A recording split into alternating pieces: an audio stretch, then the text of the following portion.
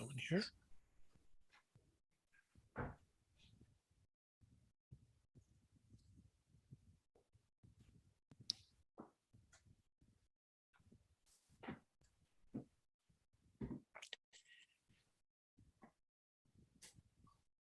And we are good to go.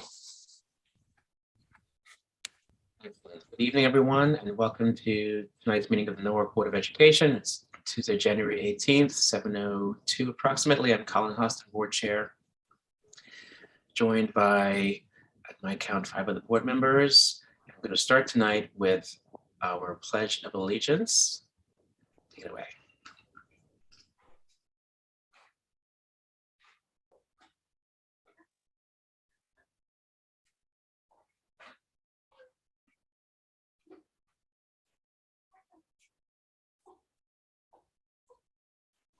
Ralph, we have no sound.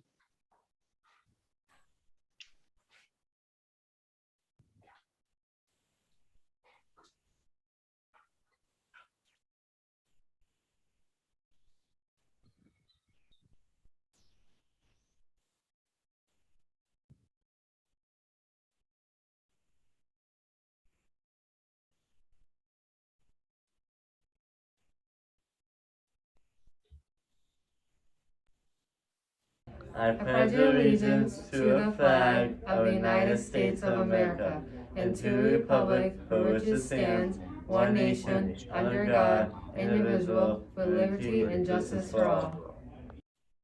I want to say a special thank you to Autumn Perry and Connor Cormier. They are 2 of the young adults enrolled in our Norwalk Next Steps 18 to 22 transition program. Thanks for leading us in our pledge tonight. And that will take us directly into our spotlight for tonight. And I'm going to hand it over to Diana Carpio to lead us in that. Good evening, everyone. Can everybody hear me? Yep. Okay. So tonight's spotlight, mentors supporting Norwalk students. In recognition of National Mentoring Month, the Norwalk Board of Education is proud to recognize Norwalk mentors for their dedication and support of Norwalk Public School students. In doing so, we honor all of those parents and family members, teachers and coaches, employers and coworkers, community and faith leaders, and so many others who devote time, care, and energy to helping our young people thrive. Studies have shown that children who are involved in the mentoring program experience higher levels of academic success, better peer and family relationships, and are less likely to use drugs, alcohol, and engage in other dangerous behaviors. The Norwalk Mentor Program, a program of the Human Service Council, has been a longtime partner of Norwalk Public Schools. The program matches mentors with students in grade K to 12 who would benefit from a positive adult role model in their life. Students are referred for the program by school counselors, teachers, and social workers. The program currently has 372 mentors and mentees that meet once a week for an hour, virtually or at a school in person. During this hour, the mentee and their mentor have meaningful conversations, identify goals, read books to each other, and play games and activities. The Norwalk Mentor Program continuously recruits, screens, and trains new mentors. Throughout the pandemic, the mentor-mentee relationship has been critical for many students who may have been feeling isolated, depressed, or anxious. Students are able to share these feelings and concerns with their mentors who provide a sense of normalcy and support. Many mentees and mentors remain paired together for many years, helping to form a special bond that supports students throughout their educational career at Norwalk Public Schools and beyond. Mentees that have been matched with a mentor for 4 or more years are eligible for a scholarship to further their education. Their scholarship can be applied to a 2-year college, 4-year college, or trade school. The board would like to recognize all the mentors and encourage positive choices, promote high self-esteem, support academic achievement, and introduce the mentee to new ideas. Diana, for leading us in that. And I believe we may have one or two representatives from the Norwalk Mentor Program joining us tonight. I don't know if anybody wants to jump in. Jasmine, I'm going to put the spotlight on you. Sure. Well, thank you for the opportunity to be here with you guys tonight, and we appreciate the spotlight of mentors and at the national level with the Norwalk Mentor Program. We are so proud to be able to serve the students, and as a graduate of the Norwalk Public Schools and of the Mentor Program, we are happy to continue to provide this service and providing, valuable mentors to our students. And tonight we have a mentor here to share a little bit about his experience. Mitchell. Hello. Nice to see all of you guys. I'm always happy to talk about being a mentor because I just get so much out of it. And it's such an interesting thing because those of us who are community service minded, you're running a 5K or you're helping to repair a fence or you're writing a check. When you're a mentor, you're like playing hopscotch or shooting hoops or having a conversation.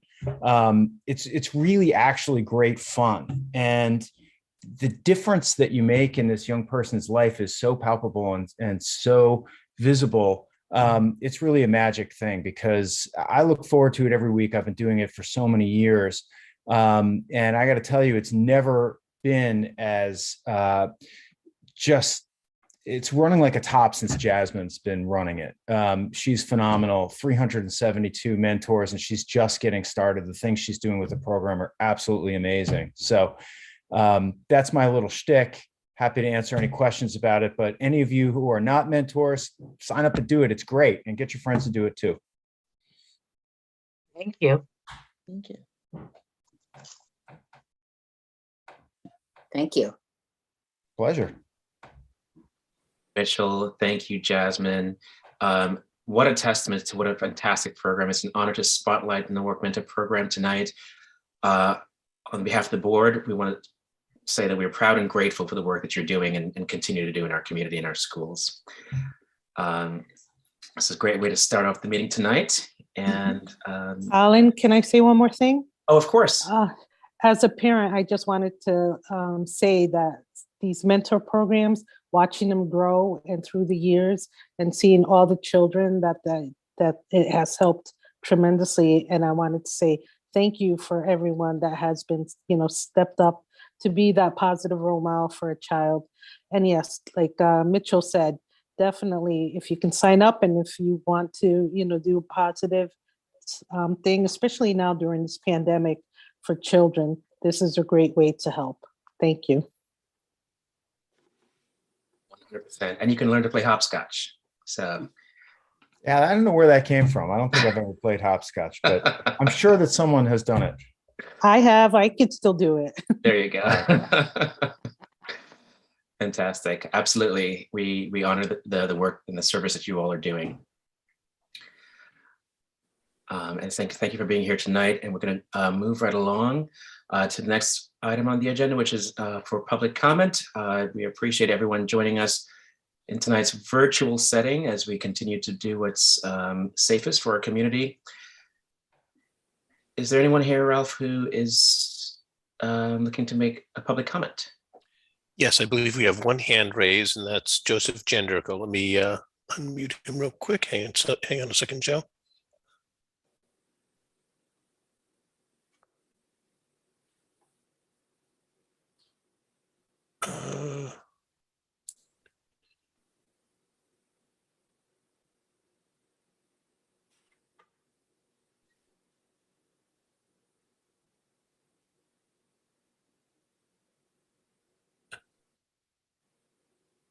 Sorry, just give me one moment.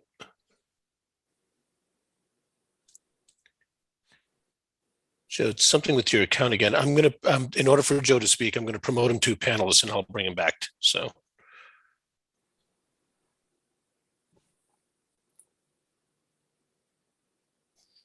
Recording in progress. Go ahead, Joe. Sorry. Thank you, Ralph. Good evening, everyone. I just have a few comments about some of the conditions facing our staff at school. So staff members now have an N95 mask, and recently we started getting our first experiences with the end of contact tracing and the end to notifications of exposures. Our school days are now involved in assumed exposures in every classroom. We are in a COVID bubble in schools, but to be clear, it is not a bubble that keeps the virus out. Staff shortages are unprecedented. Many children are absent and teachers. There is a range of individual reactions to how this feels, but is not what school normally feels like. It is stressful and every day is different. The ice storm in early January took a heavy toll, and we had much appreciated meetings and assurances, but now depend on improved actions while we tend to our dented cars, bruised and broken limbs, and shaken confidence. The pressure is not just from COVID and sometimes severe staffing shortages. We continue to feel the pressure to keep the new curriculum, pacing guides despite student absences, and we must continue to attend to our new time-consuming high-pressure initiatives like school quality review. Other districts are doing things differently with more caution and more understanding. Recently, over 60,000 school staff members across Connecticut, represented by a coalition of 7 different unions, including the PSRP and certified staff members here in Norwalk Public Schools, wore black to publicize the need for greater protection from exposure to the virus. In-person learning is the best for our students, but we must ensure that students and all employees have improved safety. We are negatively impacted by backlogs at testing sites, shortages of testing kits, and double-digit infection rates. Some of the coalition's demands have begun to be implemented in part by Norwalk Public Schools, like continued attention to ventilation and limiting gatherings. The new COVID sick time relief is very welcome and should ideally cover all who report to school and thereby face COVID exposures every day. We need more than just one mask. We appreciate the new supports to improve and support mask compliance with students and adults in schools. Pooled and more aggressive on-site testing and other programs need statewide attention, as does the ability to move to remote instruction for a few days to better serve students when there are so many quarantined and isolating. Combined classes should not be occurring, but continue formally through SRBI and informally when staff are out. I thank you for your time for listening to my concerns and advocating for our school communities. Thank you. Thank you, Joe. Thank you.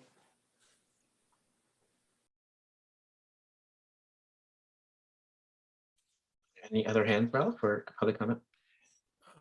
Anybody else? Please raise your hand if you'd like to make any comments.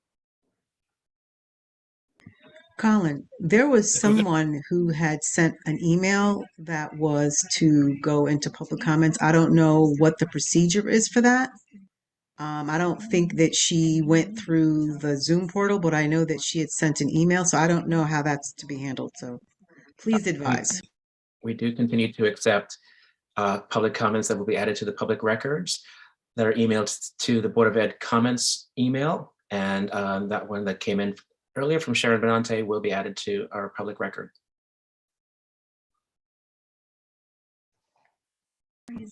Would you like me to read it, or how does that go? Should I read it, or will you read it, or how does that work? We, it's, I think tonight we had stopped reading them in the meeting because we were meeting in person and allowing attendees to attend via Zoom.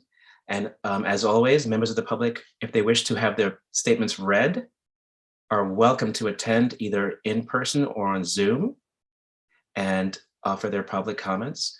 That was the only one I think we got emailed today, so I don't mind having it read out loud right now. Let me find it.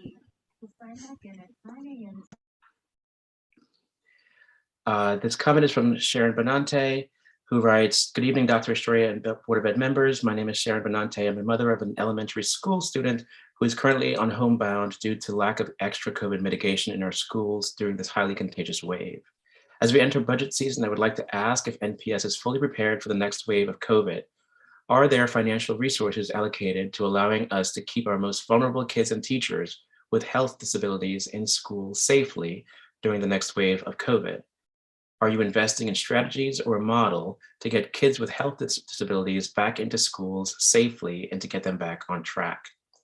We are in year 3 of COVID at schools, and knowingly allowing COVID to just rip through our schools without a single extra COVID mitigation effort during this wave is unconscionable and negligent. Our schools cannot be equitable if children with health disabilities are expected to disappear and go on homebound or medical leave when schools are unsafe. With remote being just 5 hours of in-person instruction and no interaction with other kids, we are simply leaving these kids behind. We must do better. Thank you. And we thank you, Sharon, for your contribution tonight.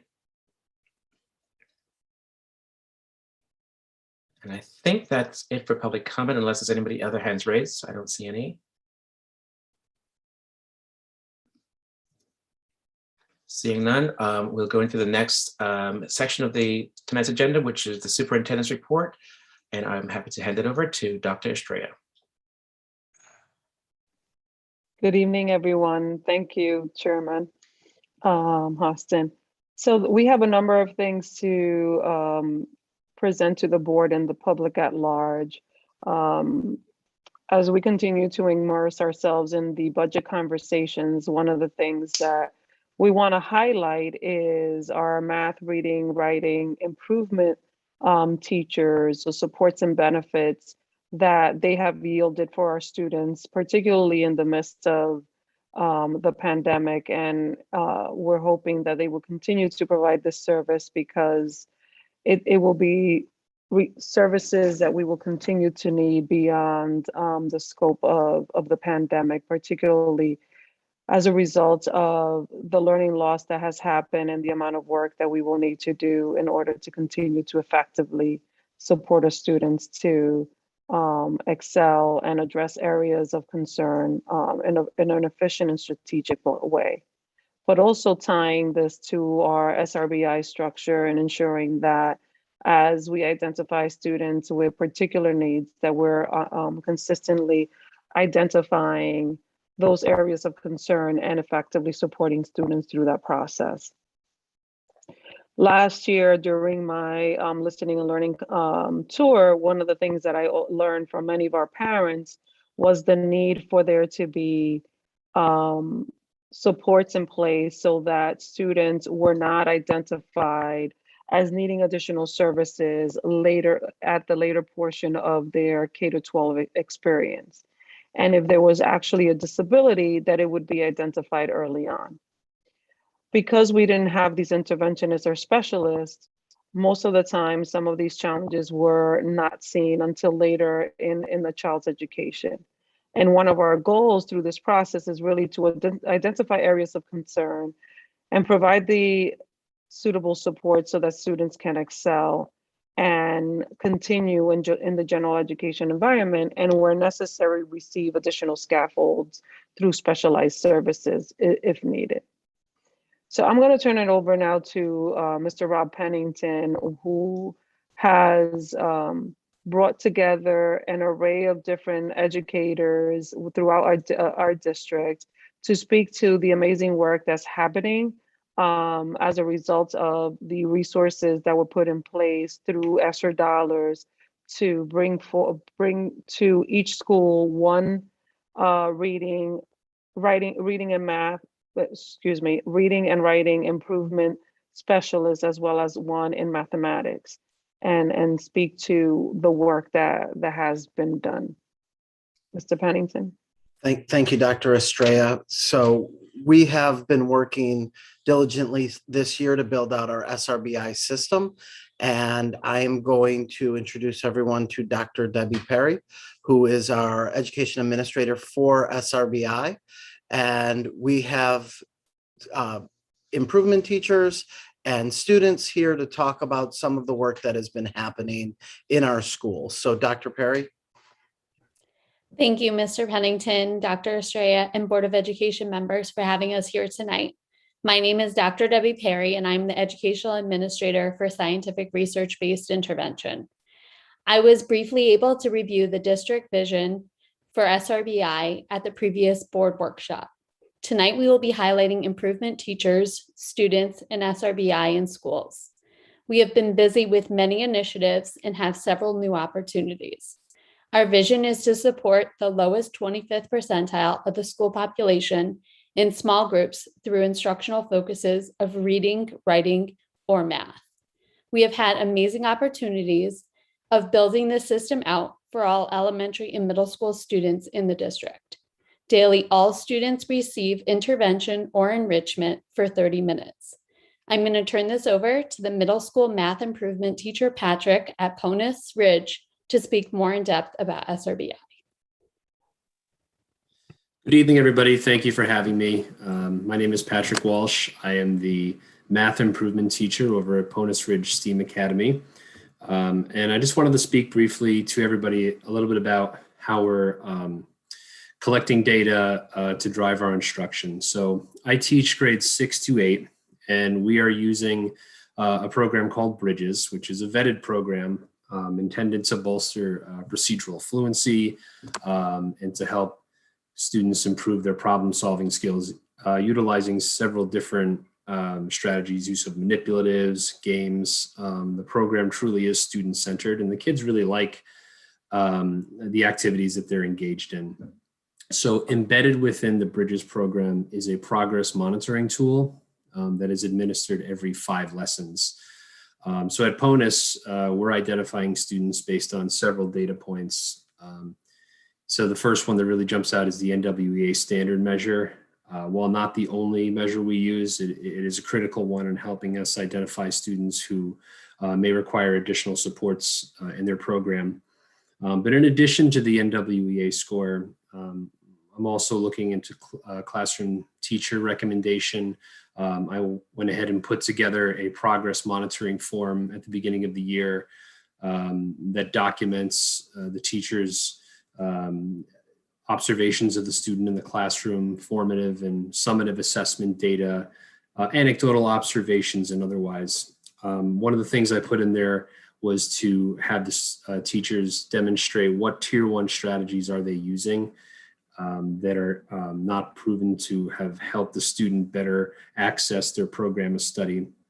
At this point, once we've seen those 2 data points, wave a red flag for us, I will administer a Bridges placement assessment, which is based in volumes and modules, but specifically what it does is it helps place the student in a study track within my class that will help them better access their tier 1 program. So the progress monitoring will occur bi-weekly. If those students do not pass the progress monitor, I will take a look at the assessment and identify what areas need to be retaught. So I will either work with these students in my instructional block, or there is a dedicated 8:30 to 9 a.m. block every day at Ponus, so that all students can have access to tier 1 and tier 2 support. I will use that 8:30 to 9 block to pull those students and provide additional support with where they are.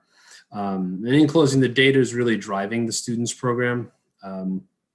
I work in teacher teams with Jeff Copperthite, our instructional math coach, and with all our math teachers to determine what additional supports are needed. But it is important to stress that several measures are indeed used when determining which students are added or dismissed from the program. Every 6 weeks, we discuss next steps. So I do see my student ambassador, Gabby, is here with us. And I wanted to give her just a moment, if she'd be willing to just share a little bit, Gabby, about how the work we're doing in my class is helping you better in Mr. Weinacker's class in your other math class.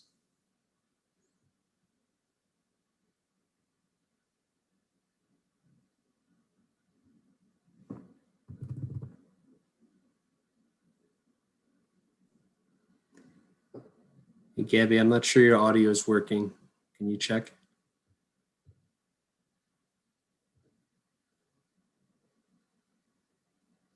You're on mute right now.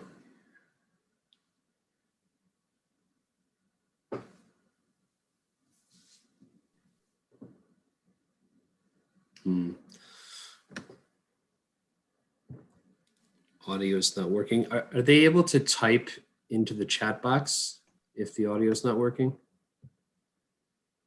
No, not for this meeting. No, not for these webinars. Yeah. Okay. Yeah, unfortunately, it looks like she's having Gabby, do you want to try logging out and logging back in to see if that helps?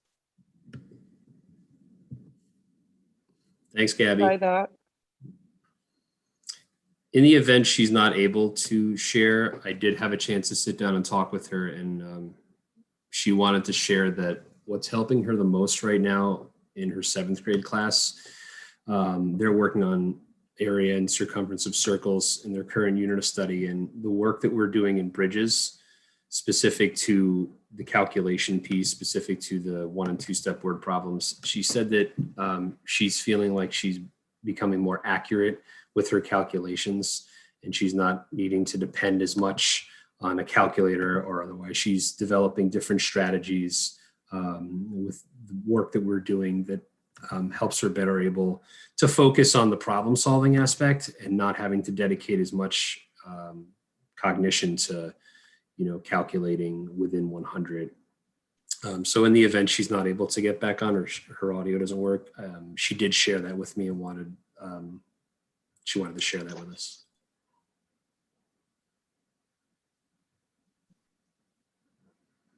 While we're waiting for her to sign on, we can have Andrea from Roton go, and then we can have Gabby go right after. Thank you. Let's start us off, Andrea. Sure, thank you. So my name is Andrea Pepe, and I'm the reading and writing improvement teacher at Roton Middle School. I'm extremely proud to be working with Dr. Perry as one of the people piloting this position. As demonstrated by research, it's imperative that we provide all students with the individualized tools needed to help them succeed, especially as we begin to emerge from the uncertainty of the COVID-19 pandemic. Although we're still building out our system, we already have many tools and programs in place to help bridge the gap for students in need of intervention. I work with students who need support in different areas of reading and writing: phonics, fluency, comprehension, and written composition. Currently, we have a Aspire program, a program designed to help students learn letter sounds. This is extremely beneficial to our MLL population, who may still have difficulty with this even at the middle school level, as there are phonemic differences between the letters in English and the letters in their own native languages. We also have HD Word, a program geared towards helping students decompose multisyllabic words and read more accurately. Great Leaps is yet another program designed to help students read accurately and more fluently. I'm also excited that reading and writing improvement teachers will be receiving additional training with SRSD within the upcoming month. This will provide us with the tools needed to intervene and teach self-regulated writing strategies to students with writing difficulties.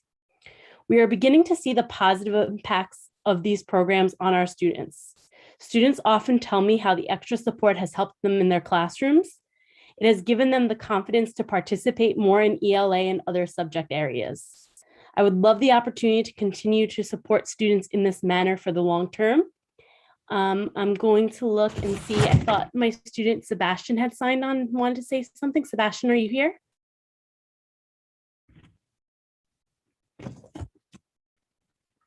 If not, I can just read a statement that he had. Okay, I'll just read his statement to the board. So he wrote, "Good evening. My name is Sebastian Rubio Hernandez, and I am 8th grader at Roton Middle School. SRBI enrichment has helped me by bringing up my reading level. It has also really helped build my confidence in reading. My scores in ELA have gone up like crazy. Enrichment has helped me think about my answers before actually turning them in. I have also been able to participate more in class. One strategy I learned was how to slow down and ask myself questions about the text when I am confused. I feel more comfortable interacting with the story and questioning when I don't understand. This helps me make sense of what I'm reading. SRBI has helped me become a better reader overall." And that was his statement. Thank you. Thank you. I think I see Gabriella is back with us. Gabriella, you want to try and see, try unmuting and see if your sound is back?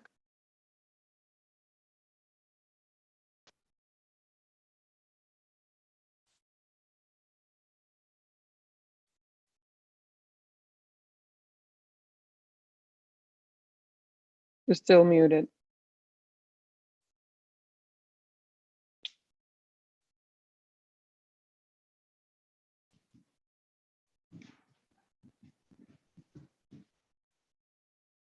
Are you talking, Gabriella? We still can't hear her. Yeah, yeah, I do think no, that's me. I think there's a problem with the sound. She is talking though. Okay. Gabby, if you can get on another device maybe before the end. I know we're going to move over to elementary and then we can try one more time if you want. So I was going to move it over to Ms. Zakia Baker to go over about SRBI. Good evening, everyone. My name is Zakia Baker, and I just want to say hello to the Norwalk Public School community.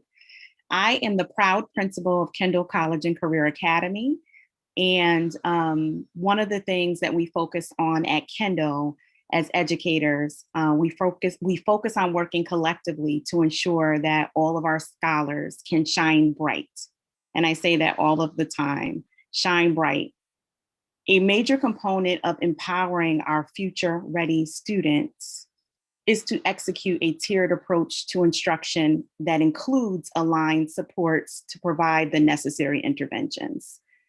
Although you will most frequently hear me emphasize the plethora of strengths that our students demonstrate on a daily basis, it is refreshing to move to the next level in our ability to target specific skills, monitor progress, and most importantly, celebrate those successes in the areas of growth. The steps taken this year to clearly define and implement a cohesive SRBI system is a crucial component of school improvement. It is daunting to consider how we would have effectively supported students without the expertise of our literacy and math improvement teachers. And at Kendall, our literacy and math improvement teachers are also part of our equity team. At Kendall, we recognize, and I know that this is not just specific to Kendall, but I speak on behalf of school leaders throughout the district, especially my elementary school colleagues, when I say that we recognize that the level of work that we're engaged in right now is really in its infancy, and we must continue to improve the quality of support for our scholars so that they move on to middle school and beyond confident learners. And so thank you for your time, and we look forward to continued progress. Thank you so much. And we're going to move over to Alison at Naramik, who's going to go over math improvement. Thanks, Dr. Perry. Good evening, everybody. My name is Alison Emrich. I am the math improvement teacher at Naramik Elementary. I have been blessed to be a member of the Naramik family for 22 years. I also happen to be a mother to 3 adult children, all of whom went through Naramik and are all products of the Norwalk public school system. I'm honored to speak with you tonight about my position as math improvement teacher, as well as SRBI. As a math improvement teacher, I work with Tier 2 and Tier 3 students in a small group setting, no more than 6 students in a group, implementing scientifically researched intervention. As my middle school colleague mentioned before, the math intervention program we use is called Bridges Intervention. Along with a trained paraprofessional, we work with approximately 50 students 2 to 3 times a week for 30 minutes. That instruction is in addition to instruction provided by the classroom teacher. Bridges Intervention provides targeted instruction and assessment in K-5 essential math skills to students that need support.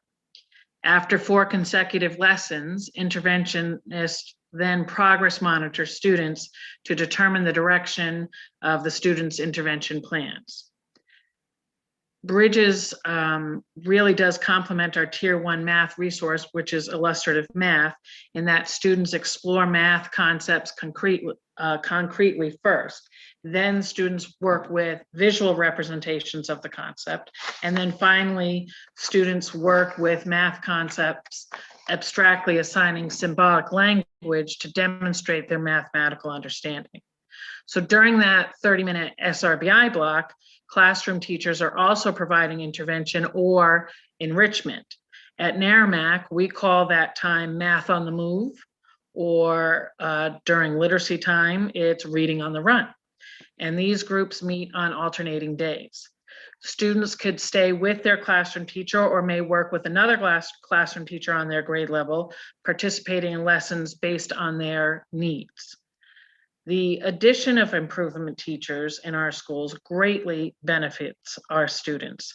And with the implementation of research-based intervention programs like Bridges, students now have yet another opportunity to succeed.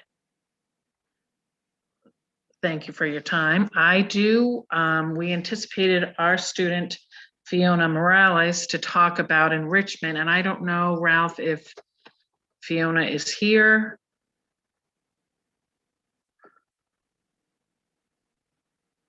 We don't see Fiona. So I do, Yeah. and I talked to her late this afternoon. She was very excited and Ralph, we have someone with their hand up in the attendees. Could that be Fiona maybe? Oh, Natalia, it's labeled as Natalia Bevilacqua. Yes, let me promote that person.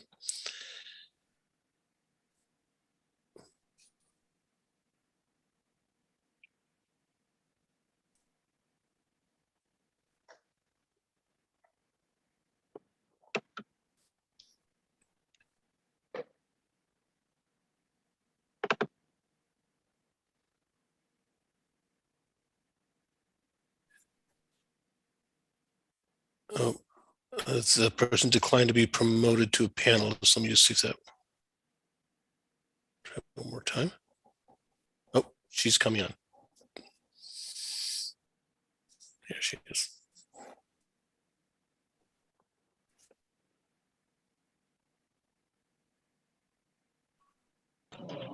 Hello, can everyone hear me?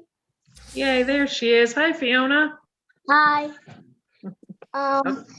My name is Fiona Morales, and I would like to talk about my math enrichment.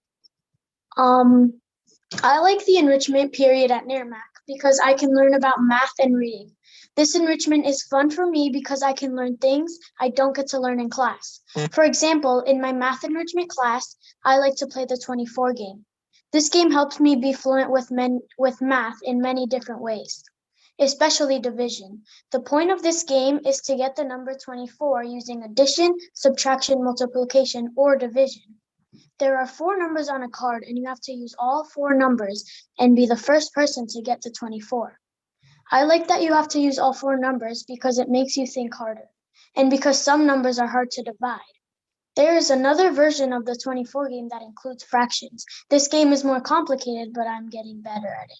This is why I like my math enrichment. Thank you. Good job, Fiona. Thanks so much, Fiona. Great job. And we're gonna finish it up with Damaris at Silvermine. Good evening, everybody. I'm just going to excuse my dog in advance who might be coming in and barking. I'm so sorry. So my name is Damaris Cruz, and I've been at Silvermine for the last 20 years. And I'm honored today to speak to you about my position as a reading and writing improvement teacher. As you probably know, Silvermine is a unique school. We are a dual language school where our students are all considered emerging bilinguals. We immerse them in content daily in English and in Spanish. I have the opportunity to work in small groups with students to improve their literacy skills, either in Spanish or in English. I have groups actually in both languages. And it is actually, I want to say, an honor to see students navigate between 2 languages as a reading teacher. especially when you also see them feel so proud about their language and their identity, and they feel valued and they feel seen when we are supporting them in their native language and not just in English. So we began the year with a data workbook, which one of our literacy coaches put together, an Excel workbook, and we were able to begin the school year by using our beginning of year Tier 2 American Reading Company Tier 2 intervention data. And we populated that. And we also have several data points, which is really nice, from our NWEA, which our students take in Spanish as well as in English. So that gives us 2 data points for Spanish. In English, they also take the NWEA, which is a computerized assessment. And we also assess their reading through the American Reading Company in a more holistic way, sort of like a one-on-one DRA reading assessment. I personally love it because sometimes I feel the computer assessment might not really show you what the child knows, as a whole child. So we meet with our grade level teachers. We go through every child individually, and we analyze all of the data points for Spanish, for English, and for math. And along with feedback from the teachers, we're able to really come to a consensus on which type of intervention group is the best one that will support that student at the present time.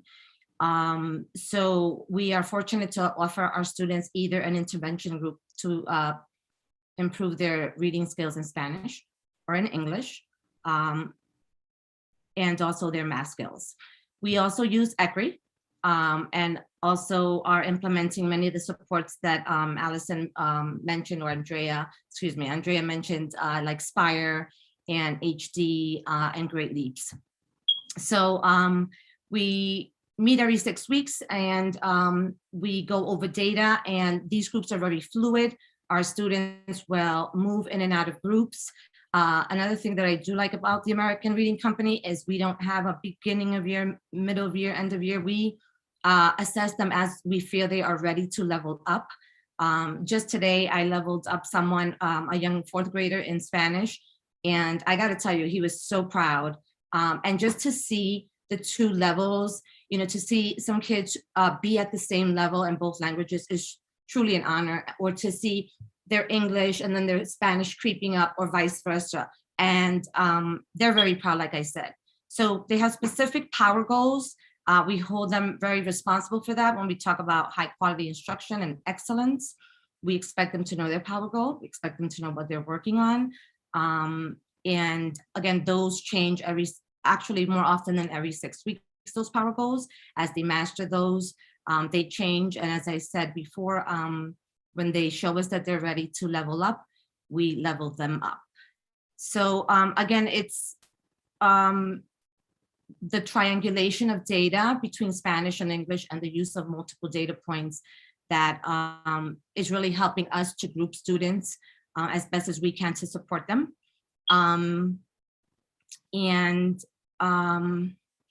I had a student, I don't know if he's here tonight, Simon McCall, who was going to speak, I'm so proud, good, about his intervention group. He's actually one in Spanish, and he wanted to share about what he's learning and how he takes that back into the classroom and how it supports him with his Tier 1 instruction in Spanish. Hi. Hi, Simon. Buenos dias. I'm Simon from Silvermine Elementary School, and I work on Spanish reading. And I like Spanish reading because it teaches me how to say new words in class, and also how to like read for longer at one time. So sometimes when I read with my teacher, I can learn a new word and maybe use it in class. And it also teaches me to not be shy to speak in Spanish, not lie to share my ideas. So and I like reading in Spanish now because I learned to read for longer periods, so I can read new books and harder books, I think. I'm sure. Okay, Thank that's about it. Thank you. Thank you so much, Simon. Thank you. And I just wanted to thank you so much. Great job, bud. And I just wanted to mention lastly, I'm sorry, every child ends up in a group. We also run enrichment groups for those kids who are excelling and do not need support. And those become more like centers or to support, again, literacy and math, accelerate their learning actually for all students. So thank you.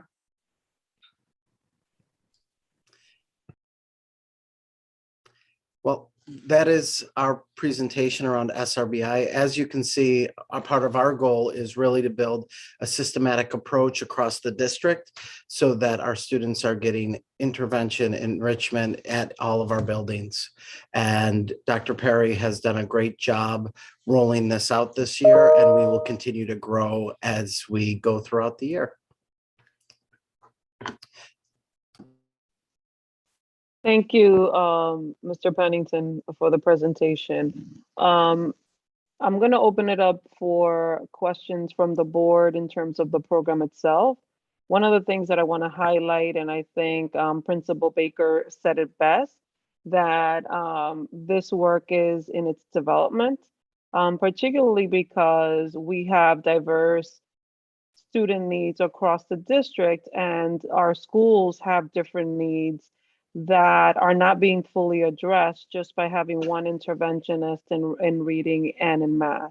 In some cases, given the proportionality of students that need additional services, we are in need of additional interventionists. But because of limitations in resources, we are only able to provide one of each in every school.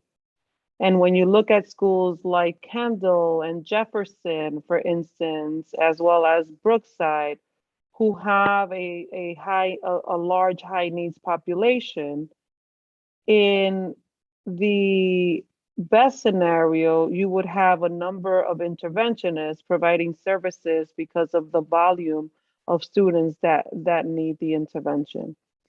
This year, we've had to be very strategic in the way we provided these services to ensure that we maximize the resource. Yet in some cases, we know that the need requires additional specialists to provide the interventions that are necessary within the building. So as we continue to think about this work for the future, we have to take into consideration what it means depending depending on the different needs within the different schools in the district, because every school, like I said, has a different subset of students, and as a result, their student needs are different. Consequently, that requires us to consider how we set up the ratios in alignment with the parameters, particularly in looking at tier 2, 3 interventions, where they're needed the most, and what does that mean in terms of the personnel we need to do that work effectively. So I'm going to turn it over to the board before I continue, just to make sure if you have any questions on this topic. Dr. Estrella, I see Janine. Hi, I just wanted to say thank you to everyone that spoke tonight. The specialists, the passion, you can really feel for the programs and the teaching that you're doing. And as always, it's great to hear from the students when they really feel like they can speak to the progress that they're making. That's wonderful. So I really thank you all for that. I wanted to know also how do we find out, or what is the feedback from the other teachers through the schools with having these programs going? So we can have Principal Baker speak in the perspective of Kendall. Sure. Well, I know that at Kendall, and I would imagine this is the case across the district, that teachers really, classroom teachers specifically, really are looking for the thought partner who has a greater level of expertise in the area of literacy and math. Not that our classroom teachers they're highly skilled and they're focused on a lot of different content areas. And so it is very common for the literacy and math improvement teachers to provide a level of professional learning where either in small groups or collectively. 2 faculty meetings ago, we had our improvement teachers present on some of the strategies and resources they're using. So I think that teachers know that we have a teamwork approach and there's a lot of work to do for our students. Our classroom teachers are looking for that level of interaction and support from our improvement teachers. And it's been amazing at Kendall. And I would say, again, I would underscore the challenge has been the severity of the need, especially what we've encountered because of COVID. So. Thank you. I would like to, yeah, I would like to echo that and compliment of the focus and the compassion for the student learning process in each of the schools. I was really, really touched by the students, but also by the teachers who presented and how you have your arms around gathering data, and not just for data's sake, but to use it to adjust the lesson and get through to those kids so that every kid gets to the mastery of whatever you're trying to teach and feel good along the way. So in each case, Ponus and Silvermine, Kendall, I used to live around the street from Kendall on Shamrock Lane, if you know where that is. It's tucked away. Thank you for your efforts.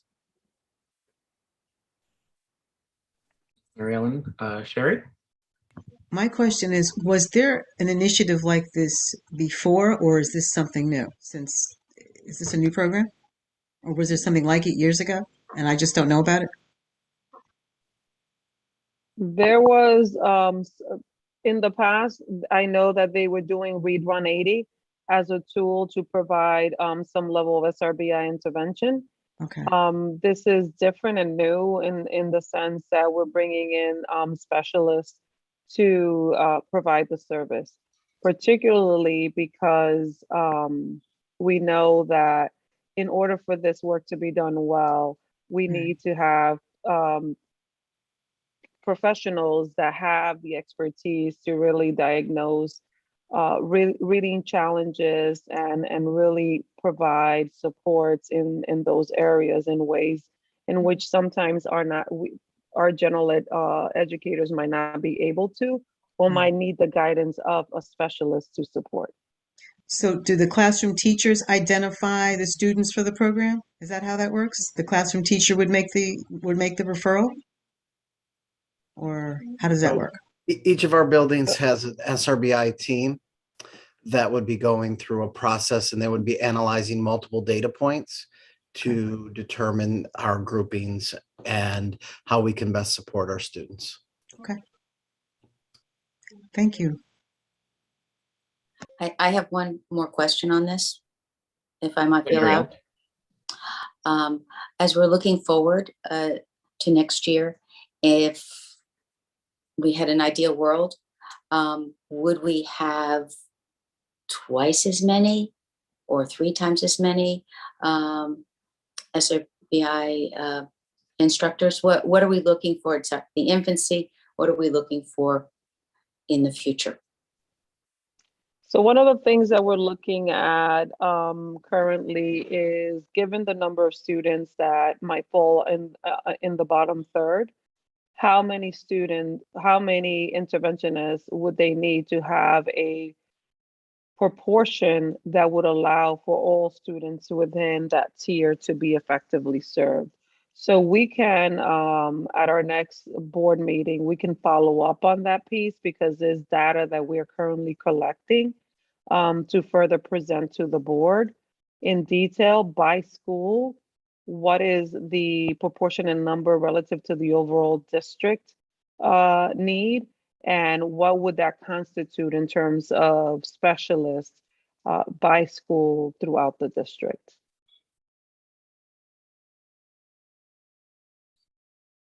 Thank you, Dr. Estrella. I did want to ask to follow up on the data piece because I am so impressed with our approach to a very comprehensive data approach to these interventions. Can you talk a little bit more about how we are managing this data and how we're sharing the data across buildings so that some things that we're finding in Kendall can be used to improve some of the things we're doing at Silvermine, for example? So I'll have Rob Pennington speak a little bit to that. But one of the things that I will say is that we want to enhance, although we have many processes in place, we want to enhance that through the philanthropy dollars that we currently receive to build our data and analytics team to enable us to do this at a higher, more sophisticated scale. But I'll have Mr. Pennington speak to where we are in that work and how we're utilizing the data to inform practice. So we have multiple data points that we're using to help make determinations, some of that being NWEA data that you've heard improvement teachers talk about. We also have our DIBBLS data, and we have certain intervention programs that are also helping us to collect data. And one of the approaches to really help streamline this across our buildings is that we have monthly meetings with our improvement teachers and coaches. And a lot of that, those meetings have been around analyzing data or the different programs that you heard our improvement teachers discuss, SPIRE, Bridges. We've been providing training so that all of our improvement teachers have the same level and the same toolkit or the tool belt that they can provide those levels of interventions and supports across the district, so that it's not just based on one of our improvement teachers' skills, but we're building that capacity, and then they're working collaboratively together to support one another so that we have this Norwalk Public Schools approach to SRBI and not just dependent on one building. Great, thank you. And if I could just ask a quick follow-up, acknowledging that, our classroom instructors in Norwalk are, among the most dedicated of the highest caliber anywhere in the country, in the world. But also acknowledging that we're all going through a very stressful time, in the world. Has there been any consideration about how we roll out these programs in the sense of, does it feel like it's too much at once, or is it better to do it in a way that's sort of complementary? Right now, that's why we're starting small, right? We have one reading and one math specialist in every school. And our goal is to eventually scale up, but we're starting small to focus on the quality in which it is happening first, and then expanding it to ensure that every school has the right proportion and number of personnel to effectively support our students so that we can continue to yield outstanding outcomes, which in the end is making sure that every child is successful in our schools and have access to education in the way that we dream of for every child, which is every child reaching their fullest and best potential. I think Kara has a question. Yeah, so I just want to echo what my other board members have said. Thank you to all of the teachers that are here and the students as well. It sounds like you all are very passionate about this program. And I guess I'm curious to know, are these positions like in addition to teachers' teaching positions? I see Mrs. Emrich, who was my daughter's teacher at Naramik. And so I'm just curious to know if these are like in addition to what they're, other roles are, or are they dedicated positions So when you say as dedicated interventionists? position, can you, As so, interventionists, so they're like dedicated full-time? interventionists, full-time. Okay. And you said that there's one English, one math per school in the district right now. So starting small. So what does that caseload look like for each of the interventionists right now? A lot of it will depend on the school and how the school is organizing and structuring their SRBI block. So it will vary from school to school. Okay, but starting small, I think I heard one of the teachers say about like groups of 6. So overall in a day, you have how many groups of 6? I'm just trying to get an idea of like how many kids in each school are in need of these, interventions. So although they might have groups of 6 and they may see in a day an array of approximately 40 to 45 students, okay, there might be more students that could benefit from the service, but because we are limited to only having 2 interventionists per building, we are only able to supply the service to those in highest need. Although there are other students that have needs that could benefit from this service that right now might not be able to take advantage of this opportunity because of the limitations that we have in personnel and services. Got it. Okay, thank you. Any other questions or comments from the board? Just saw that Gabriella was back, so I didn't know if she wanted to try again. Return to try Gabriella.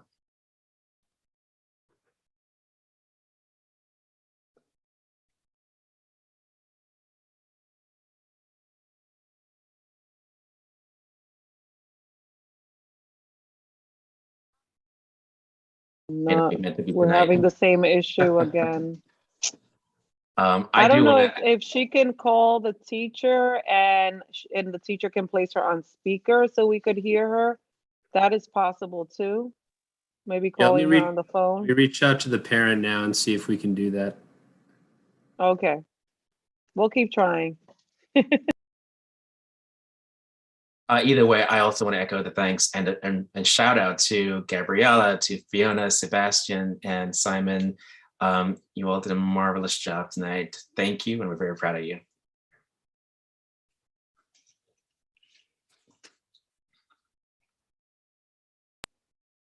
Thank you. And I think as Sherry mentioned in a previous board meeting, it's important to have our students present in these conversations so that we can see where our resources are going to and the impact that they have in our children. So hopefully tonight you were able to get a glimpse not only of the impact that it has in our children, but also the educators that are involved and the work that they've been doing to effectively support our students throughout the district, as well as our leadership. Thank you, Ms. Principal Baker, for joining us after having everyone here having very long days in the school to share the great things that are happening across Norwalk. So unless there are other questions, I'll move into the second item. I'd like to have a brief conversation around the 22-23 budget and provide additional insight to the board. Are there any other questions before I move forward? We're good.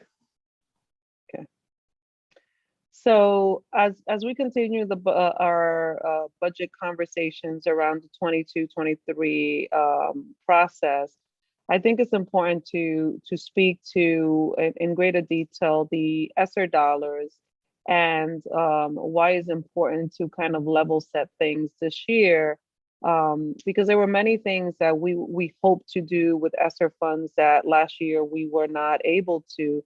as a result of how we were funded. And in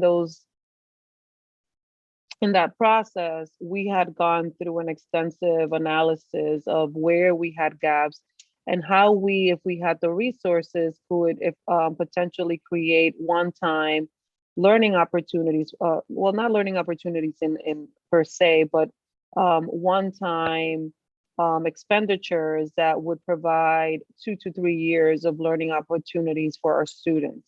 Those range from having additional social emotional supports by pairing and partnering with our local community-based organizations and bringing in additional providers that would provide social service supports to our students and families, as well as engaging in tutoring opportunities for our students to continue to extend the supports provided through SRBI, and also address some of the need that through the building of this SRBI structure, we might not yet be able to fully engage in the scope of the work, and also provide opportunities for our scholars and staff in also having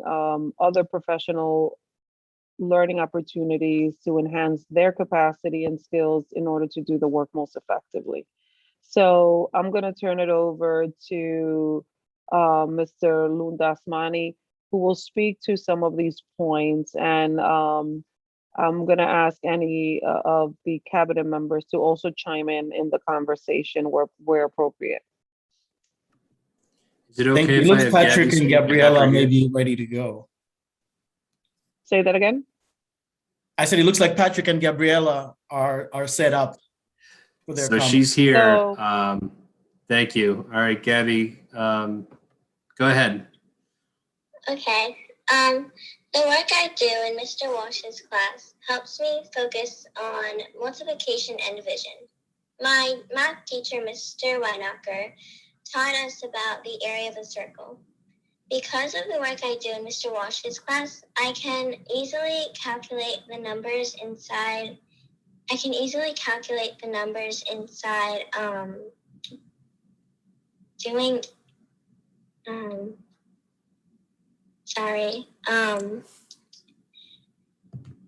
Circles, right? You're talking about finding the area of circles.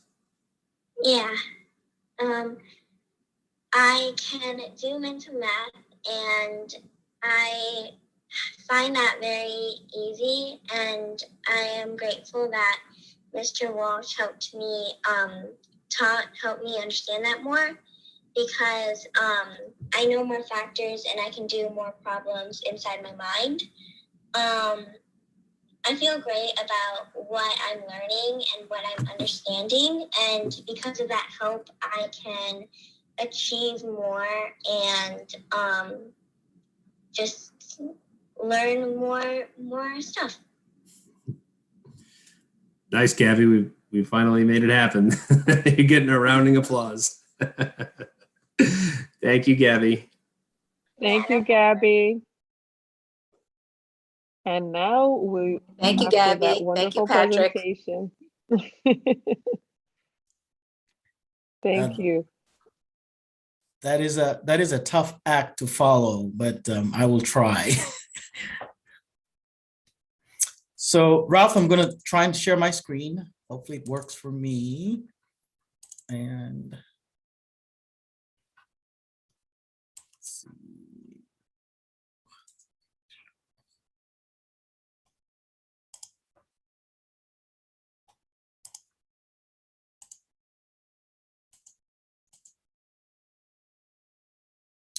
Are you seeing that? Linda, currently we're seeing your file structure. Okay, that's what happened last time. Okay, so I've stopped that. Let me try this again.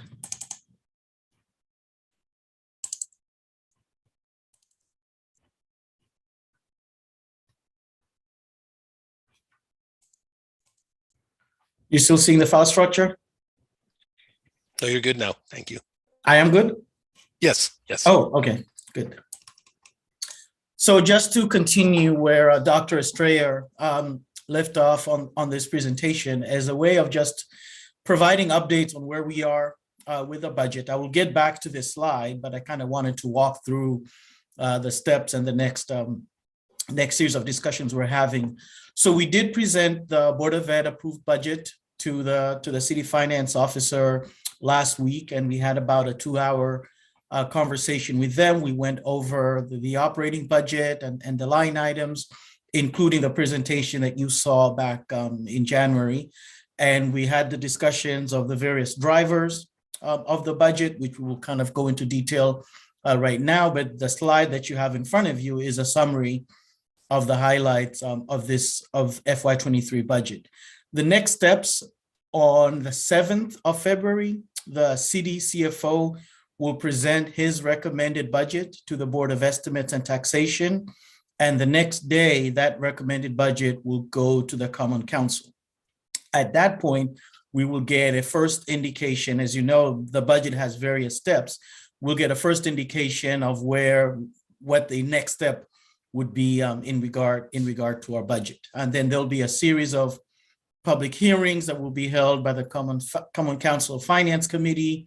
The Board of Ed will present to the Board of Estimates and Taxation in March on our budget. And then in March, the Board of Estimates and Taxation will also provide another public hearing and opportunity for our constituents to chime in on the budget. And then on the 29th of March, the Board of Estimates and Taxation will approve a budget that they will send to the Common Council. And then in May, they will approve a final budget.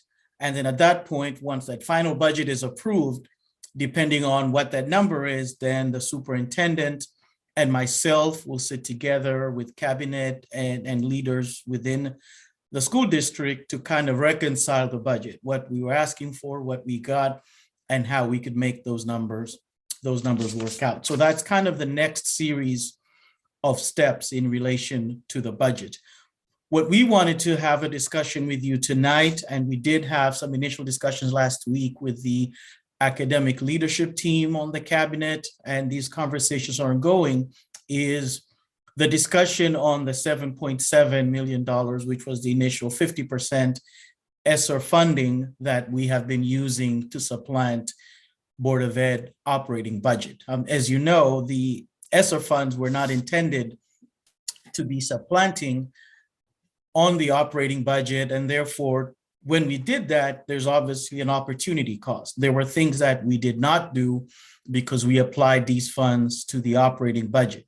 Had the operating budget been funded at a different level, we would have had less requirements of using the ESSER to offset. So among the things that we're working on, and we will be presenting to you in greater detail with numbers, are what are these things that were kind of foregone in moving forward with this approach last year, and should this funding come through, what are those things that we will be able to get back to?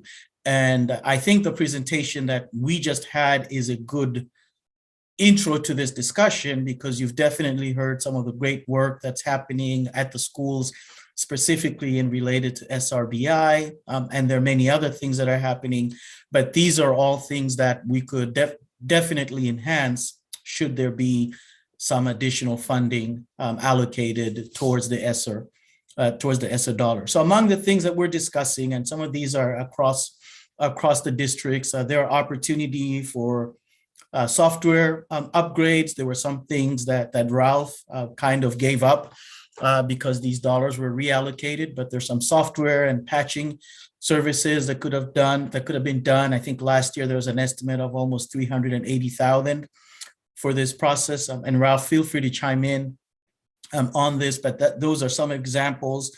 We also have many partnerships, and again, looking at those one-time partnerships that we have partnerships and opportunities last year to have expanded some of the programs we have with the Carver Foundation before and after the bell. So these are projects and programs that we did not expand because we were using these dollars for some of these other purposes. We looked at some additional providers for enrichment programs such as Stepping Stones and additional planning with the Maritime Aquarium. So these things were forgone. We've talked about the number of improvement teachers and SRBI programs that we have within the individual schools. The need is definitely greater than the resources that we have available to meet those needs. And I think we've talked about that incremental approach in getting to meet those needs. And this would be one of those things that we could do with this funding kind of replenished. We would be able to get back on track to provide those resources and provide the support for some of the great things that we just heard this evening that are happening. Obviously, there are also opportunities for additional SPED consultants for district-wide training, and these are all things, as I mentioned, that are eligible under the ESSER grants, but we're not doing these things because we're using these dollars for the operating budget. There are also agencies that we could partner with to provide SEL supports to our students in schools. There are telehealth opportunities for students with at-home mental health counseling through other community providers. We've talked about just some infrastructure, additional security, cameras in schools, counseling and support. So these are just some of the examples of things that we could do. I do have Mr. Pennington is on the call, Mr. Valencia is on the call. We also have Dr. Case and her team also available to provide some additional insight. But essentially, the discussions we're having is, this is the budget that we requested, but just providing some additional context. We've talked about what the $9.3 million would do in terms of a base budget increase. We've had some good discussions on the Sono incubator model and what the composition of the $1.8 million is. And so the next step in this conversation is sharing with others and those that are going to be having input into this budget is, what does that 50% ESSER, that $7.7 million mean for us? And we started to have those initial discussions with the city CFO, but as we go through the process of budget and meet with various boards on the city side, these will be discussions that we will engage in. And with that, Dr. Estrella, I'll toss it back to you, and maybe you could help guide the discussion moving forward. Yeah, I think another point that I want to make, but particularly with the Sono neighborhood school, you know, I think some of the questions are, well, why do we need to incubate, and why in a separate location? One of the things that I've kept emphasizing is the importance of allowing the school to build its identity, culture, and community within the community and locate an area in which students will be served. And the fact that we will have a facility that is in the neighborhood to allow us to engage in that process is instrumental. Also, when you look at building the instructional model, it's important for you to have the opportunity to have students in one location and building the school from day one around the philosophical model that the community will identify as the area of focus that they hope the school to have. If you look at, for instance, CMS, they have a particular model around Bank Street, and that requires an array of beliefs and systems and structures in order to allow the school to fulfill that ideology and pedagogical approach. So in the same way, we're hoping that the Sono School will have the opportunity, as it's developing, to build its culture, build its instructional model and philosophy in a way that is meaningful, and in a way that's not rushed and is well thought out. I think one of the things that I've heard a lot from the community is that they don't want to have a situation where they are not resourced in similar ways to other schools within the district. And one of the things that we're trying to do is really ensure that as we're building this school, we're paying close attention to that, and that we are resourcing the school in the most effective manner to ensure that any child that attends the South Norwalk School has all the resources they need and in the same proportion as other schools throughout the district and differentiated based on the need of the community and the students that will be served in the school. With that, I'm going to open it up for questions in regards to what Mr. Asmani presented, and just any follow-up questions from members of the board. Sure. And I was reminded that I omitted to talk about security cameras at our schools. Those are among some of the eligible expenses. So in that laundry list of items that we could apply, I omitted that, but thank you.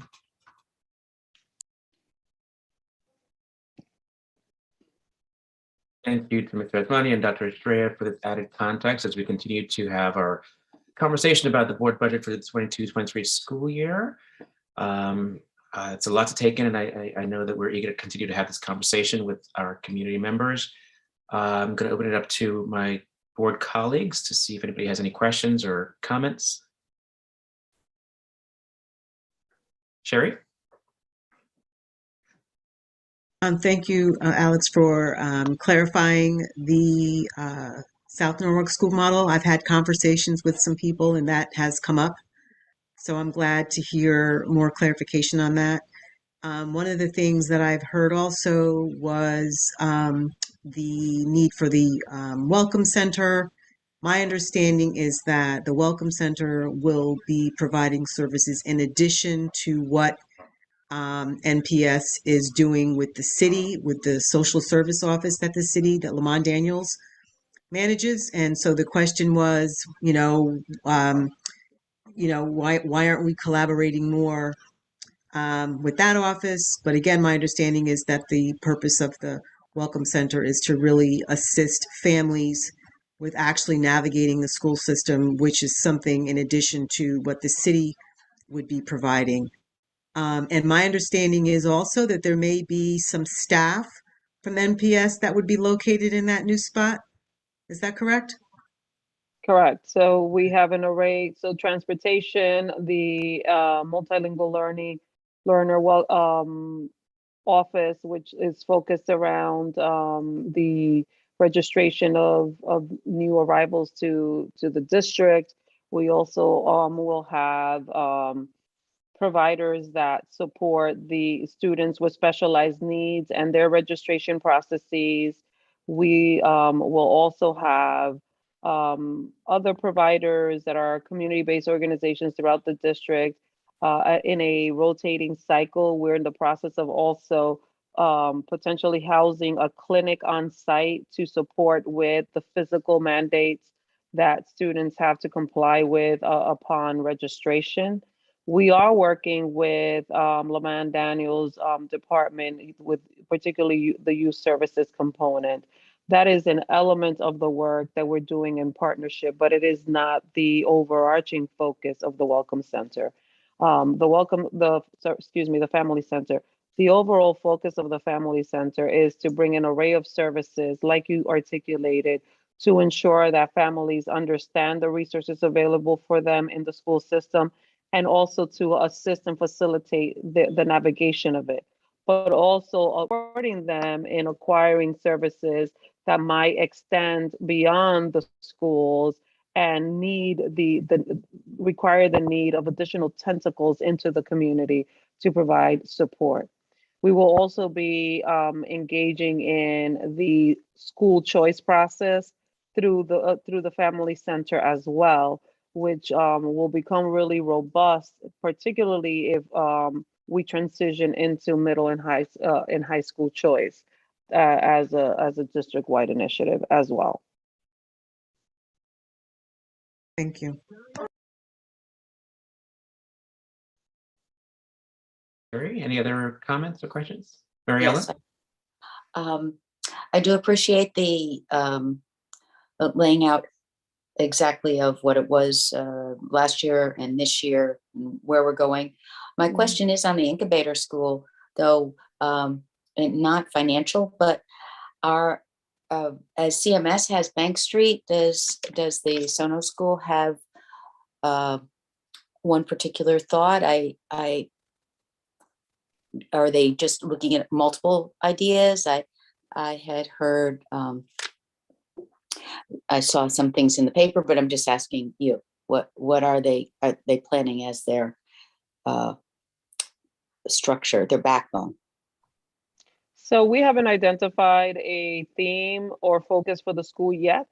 One of the things that I heard a lot from the community was that in some prior engagements, they felt that they were like being imposed upon having a particular focus.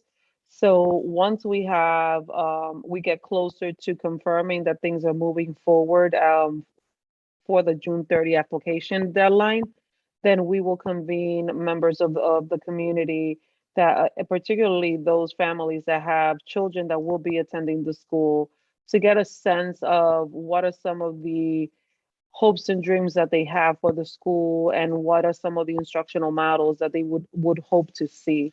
And given the feedback that we get from those conversations, we will utilize that to refine and finalize the focus for the school.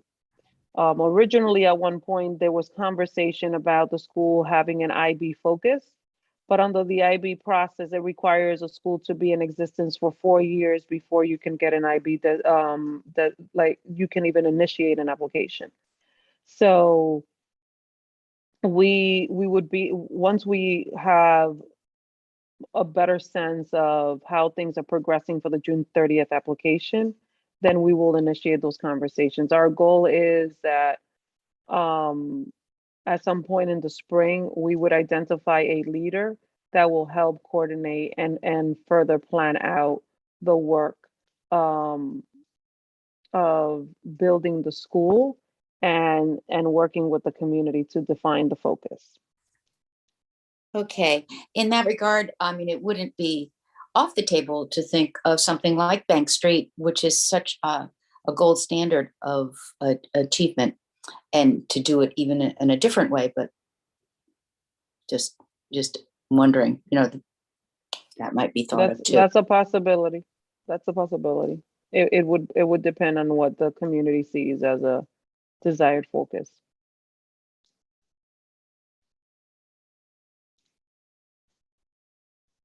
Mary Ellen? Any other board colleagues who have any questions or need any further clarity on the budget?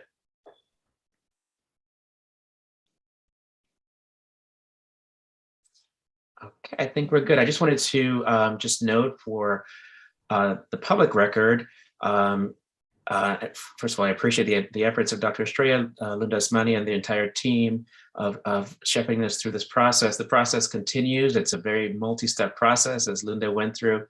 And one of the things we're working on is scheduling a joint public meeting between members of the Board of Education and members of the Common Council, where we can engage in some of these questions and answers on a different level with our colleagues on the council, and really get to a point where we find some common ground and some agreement on how to move forward for next year. So stay tuned for that.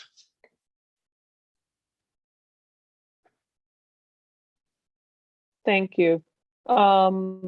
Before I go into the third item in the superintendent report, I invited Joanne Malinowski just to speak to where we are with COVID procedures district-wide. I know that things have been transitioning rather rapidly based on guidance from the state and the CDC.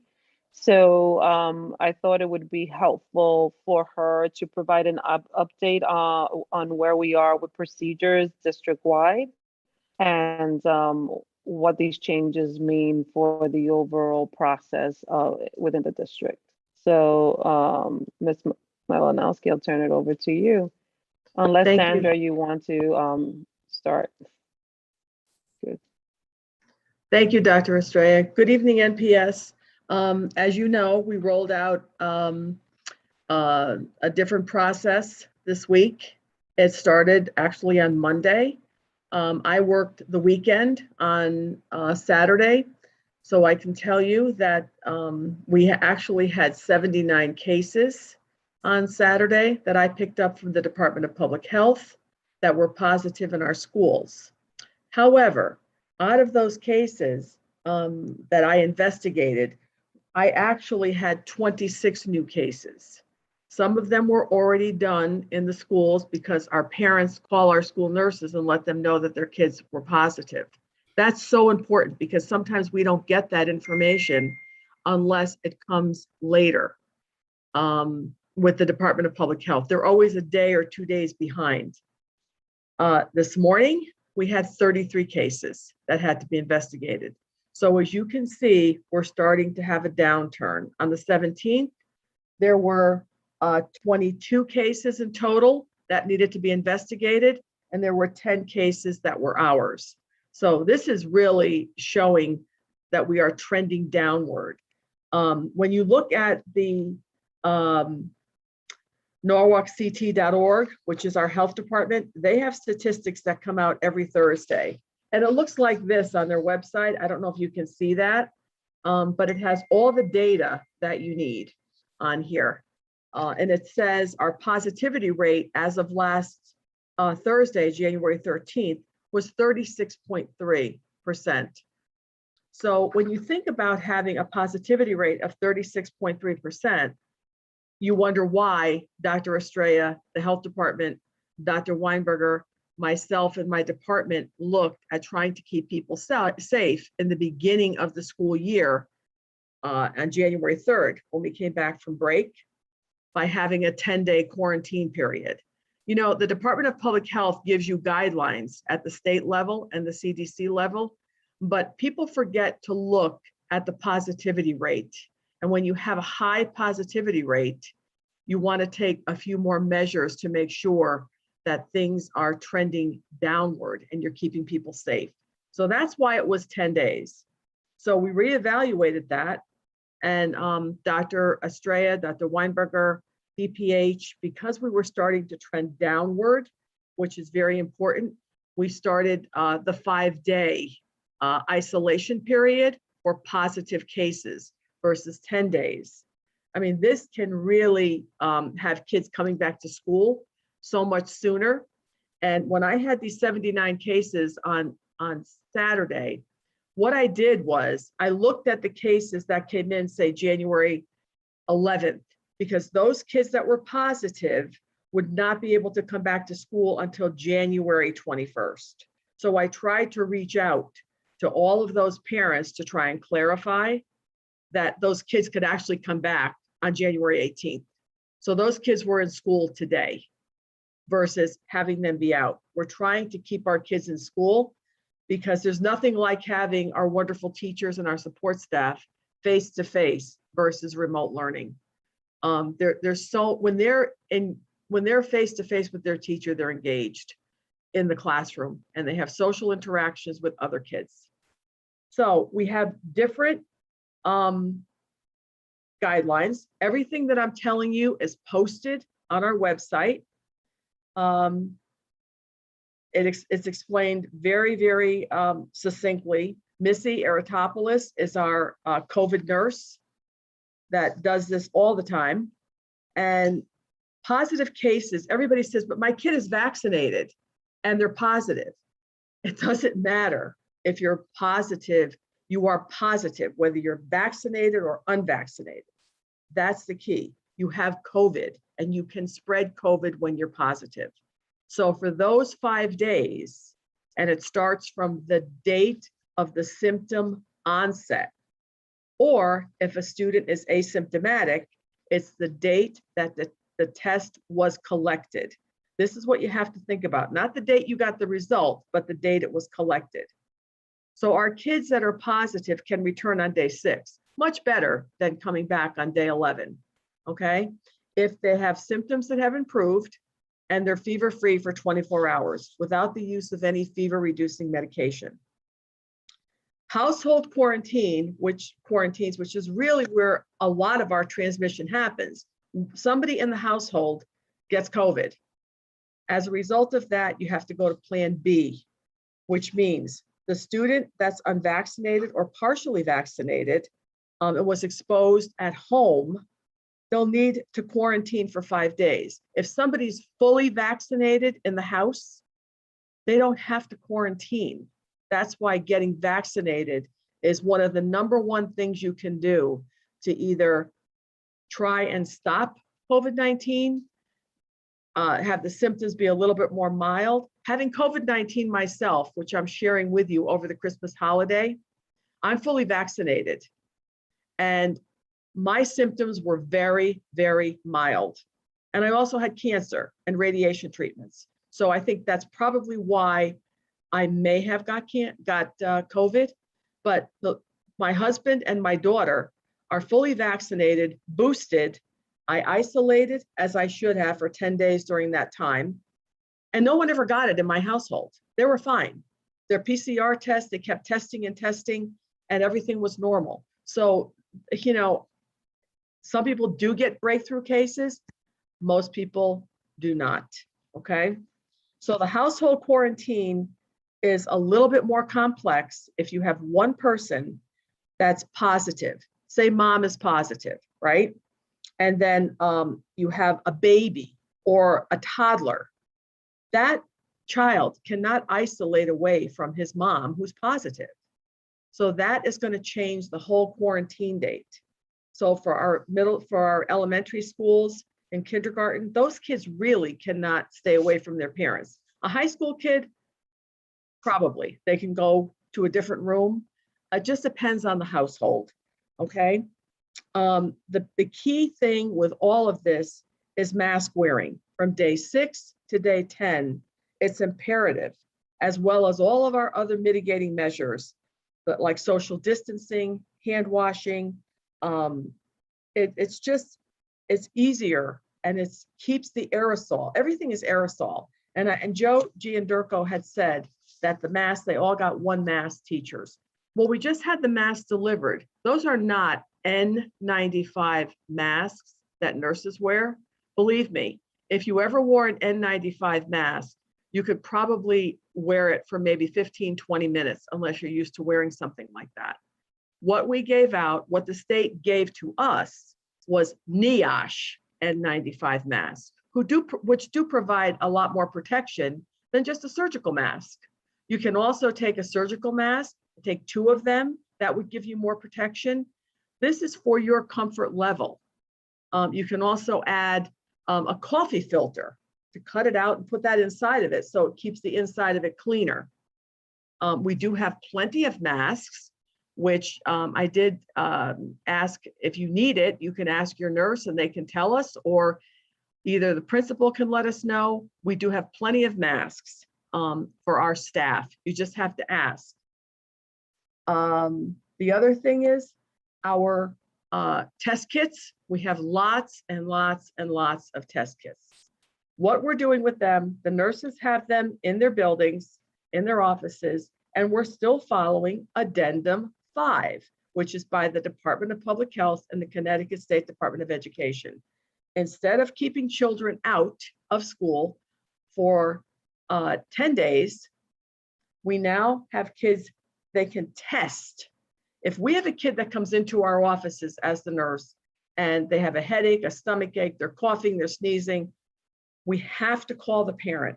Parent picks up the child and we give them a rapid test. If that test comes out negative and they are symptomatic, they can come back to school, okay? It's not like we want to keep our children out. You know, there's flu around, kids get stomach aches for all kinds of reasons. Everything is not COVID out there, just so you're aware of that. We also have our vaccine clinics. Vaccine clinics, all of this information is also on norwalkct.org. It tells you every single clinic. This is every week, it's updated, tells you where to go and how to access these clinics. I am pleased to let you know that we had a very successful clinic on January 10th, which was a Monday at Columbus Magnet School.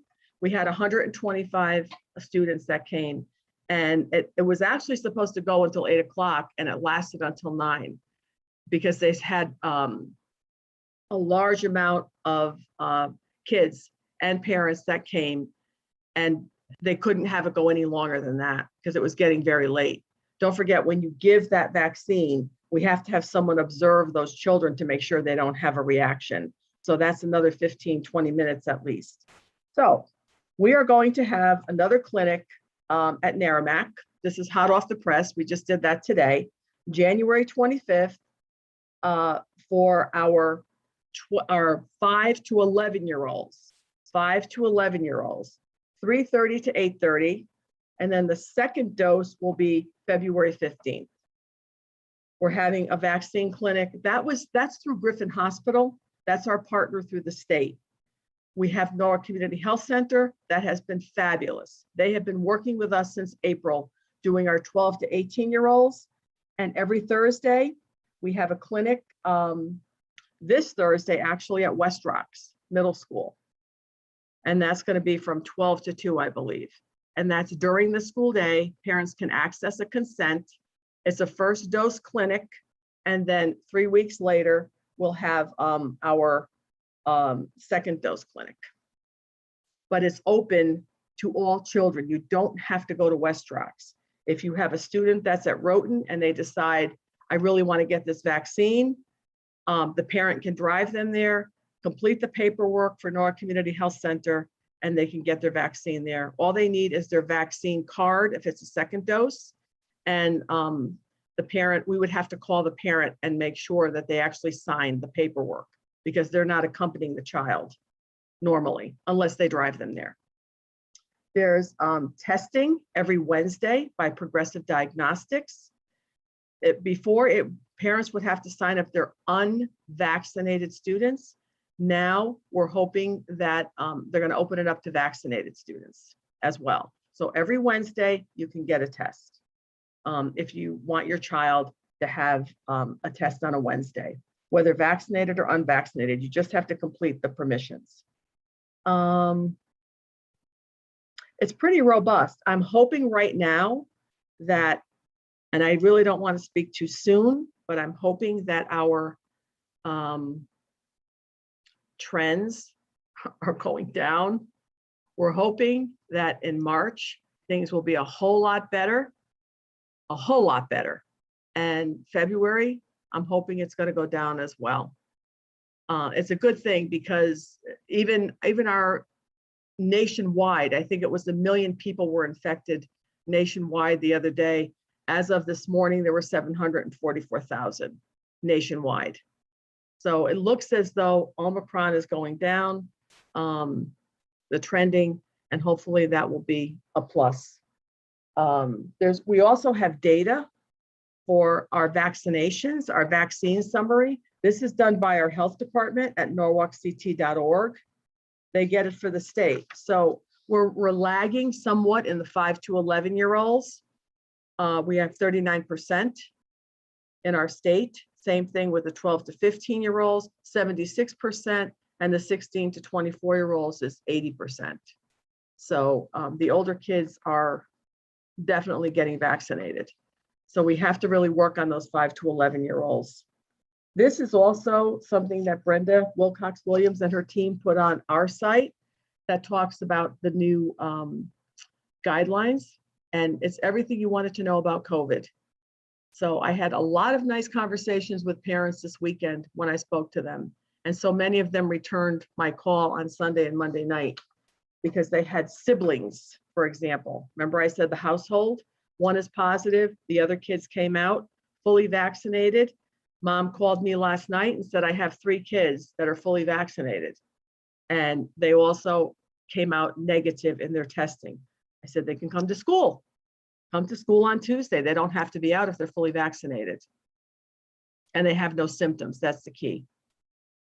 So we do have our tests that are in our nurse's office that are for our children. And if we have staff members that are symptomatic or have been exposed, they know they were exposed to somebody, and they would like a test, we can give them out. They just have to come in and ask for that. We will give them to the children. I had people come to City Hall today, families that I spoke to on the weekend that had 3 and 4 kids. And you can't give one to one student and then forget the rest of the family. You have to give it to all of them. So I actually gave tests out myself today. So hopefully we're going to have a much better this week and next week. Look for that data. I'm hoping it's going to go down a little bit. we are not, we're pretty much the same as Stanford, as all the other districts surrounding us. Everybody's in that 30%, 34, 36%. Bridgeport is up to 40%. But they're all in that same area. New Haven is 27.6%, but everybody's in the 30s. So it's not uncommon. Norwalk is right there with everybody else. So hopefully everybody's coming down as well.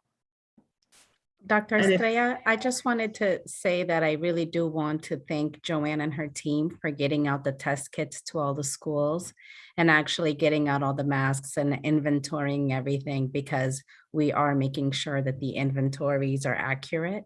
And I really just wanted to take the opportunity to thank her, and I would love for the board to join me in thanking her along with my colleagues. Thank you. Thank you. Thank you. If you need something, please ask, just ask. Send an email, send it to Rita Clark, myself. If you need PPE, you need gowns. We just sent a bunch of stuff out to some of our schools that have special education, programs, LEAP and the other ones that are at Roton. We sent out gowns, we sent out face shields. I have a lot of this stuff. I don't know you need it if you don't ask for it. So Joe Giandirco, I will send out more masks. Just tell them to ask for them, and we'll be very happy to send them out. We have loads. I feel like I'm in an Amazon warehouse because I have no place to store this other than around my desk everywhere, and I'm piled up to the ceiling. So I want to get this out so it can be useful to our families, our children, and our staff. Thank you. Thank you, Ms. Malinowski. That was really helpful. I'll open it to the board with any questions about COVID procedures and where we are in the process. Thank you for all your work and being flexible, because everything seems to change on a dime. It's not easy. And it's good to know that, because parents do have lots of questions. And so thank you. Thank you, Sherry.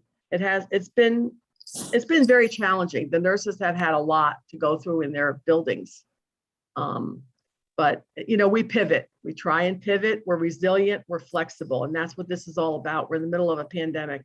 We do the best we can under horrible circumstances. We believe me, I want my old job back. I don't want this pandemic here. And I don't think any of you want it either. We want our old lives back. But we're going to get there. We just have to keep on doing what we're doing and making sure everybody's safe. Well, thank you. Thank you for your steely purpose. Thank you too. I went through the process kind of myself with my daughter at school. She was exposed and wasn't feeling well a little bit. So she was sent home from school, but when I picked her up, the nurse gave us the test kit to send back, and she was negative. And so that was great. It was, very efficient and, just easy. It comes with 2 tests. She said, gave me direction to just use one and hold on to the other one if we need it again. So I think it's, they're very informed as far as the nurses are concerned. I think that's great. And, as long as we can keep getting this information and you say it's out there so that, we can just tell people where they need to go. So thank you again. Yes, definitely thank you to everyone, all the nurses and everything, because with so many changes happening at a drop of a dime, you have to keep on top of all the new information, all the medical information that's coming out, the changes. So not only are you keeping the children safe, you need to keep yourself educated in order to be able to, put into place all these different challenges. And I just wanted to say thank you for that. And for the public, I know that they're constantly asking. And I think what the public doesn't understand is sometimes they think it's, one protocol and that's it.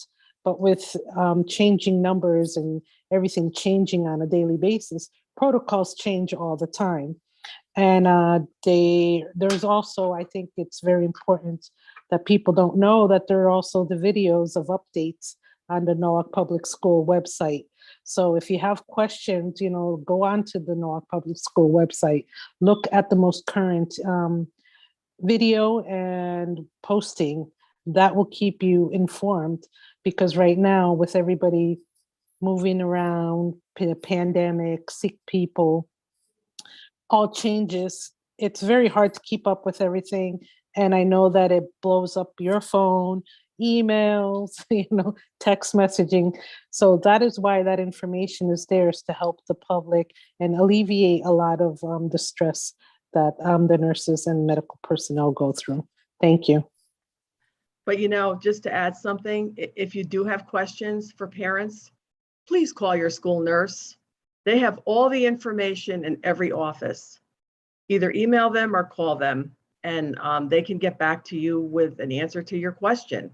If it's something that you don't understand, like a household exposure, it's a little difficult to try and pivot through all of this and navigate, and it changes. This new guidance came out December 31st, which was New Year's Eve. We didn't get that until, I want to say, January 1st. And then we started school on the 3rd. And it was like, how are we going to do all this? And how are we going to keep people safe with this new guidance? So hopefully this is getting better. I'm very, very optimistic. Carol? Yeah, I just wanted to echo what all of the, other board members have said, that, I think you guys are doing a great job. And I also really like the videos that I've been seeing being put out by staff. And I've been posting those on my board Facebook page, just because I think it's a nice deviation from all of the articles that everyone's always pouring through and going to a website and reading it, text on screen. The videos are engaging and they're up to date. And so I think that's great that you're doing those. But I did have one question about booster vaccines, now that they have been approved for 12 and up, I think. I didn't hear any mention of any clinics, by the school system for boosters. What's the thought process there? Do you think that that is like something to come, or is that like not the focus right now because we still have so many kids that aren't fully vaccinated? It is a focus. We are starting boosters through the Norwalk Community Health Center on Thursday. So if your child has 2 vaccines and they need a booster, we need the paperwork completed. Okay, I think I missed that. And we need the vaccine card. They have to come with that. Got it. They can get a booster, okay? And where's that one? That one is going to be at West Rocks. Okay, that's the West Rocks one. Okay. Yes, on this week. The following week it's at McMahon. Got and it. the Okay. boosters are only for the 12 to 18-year-olds, obviously. That's what it's approved for. Right. And we just Okay. got notification of that today. Thank you. We'll be there. Okay, great. Thank you. Hey, Oh, thank you so much, everyone. I don't know if there's any other questions from board members. I will just, add to the chorus of appreciation and thanks, Joanne, your entire team. And just to note, just really, I mean, we all know this, but to note that this is all in service of our students. I think there's general agreement that distance learning, remote learning has not been the ideal for many of our students. And I just want to acknowledge that everyone at NPS, and I want to acknowledge, Joe Jendirko's comments earlier, everyone at NPS is moving heaven and earth to make sure that our students have that touch point with their teachers. We're so grateful for your efforts, and we want to thank you.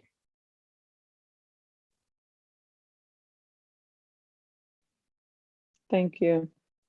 The final item in the superintendent report is communication systems review.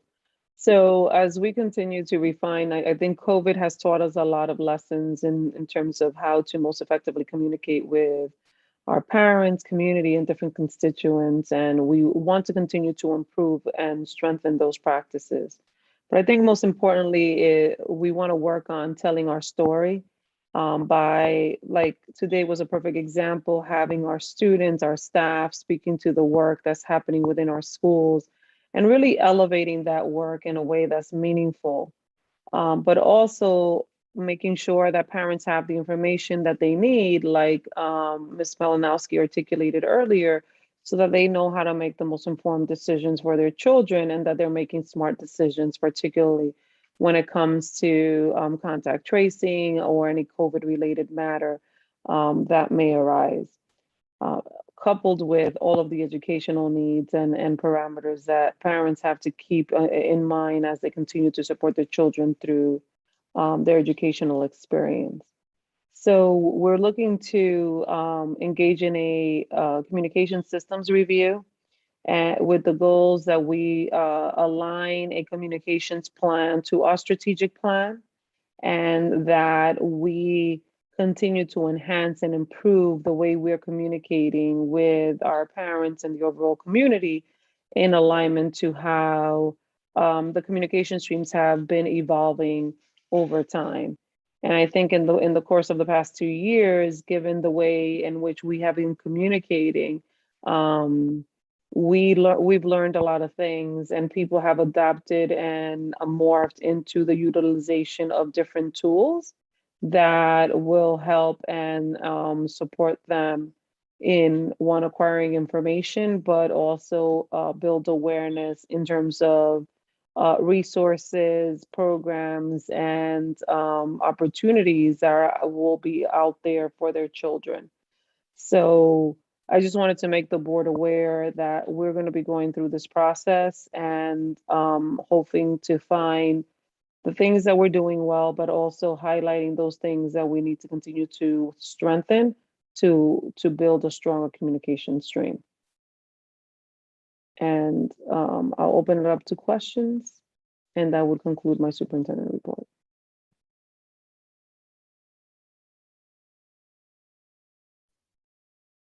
Victoria, any questions from board members around the school communication system review?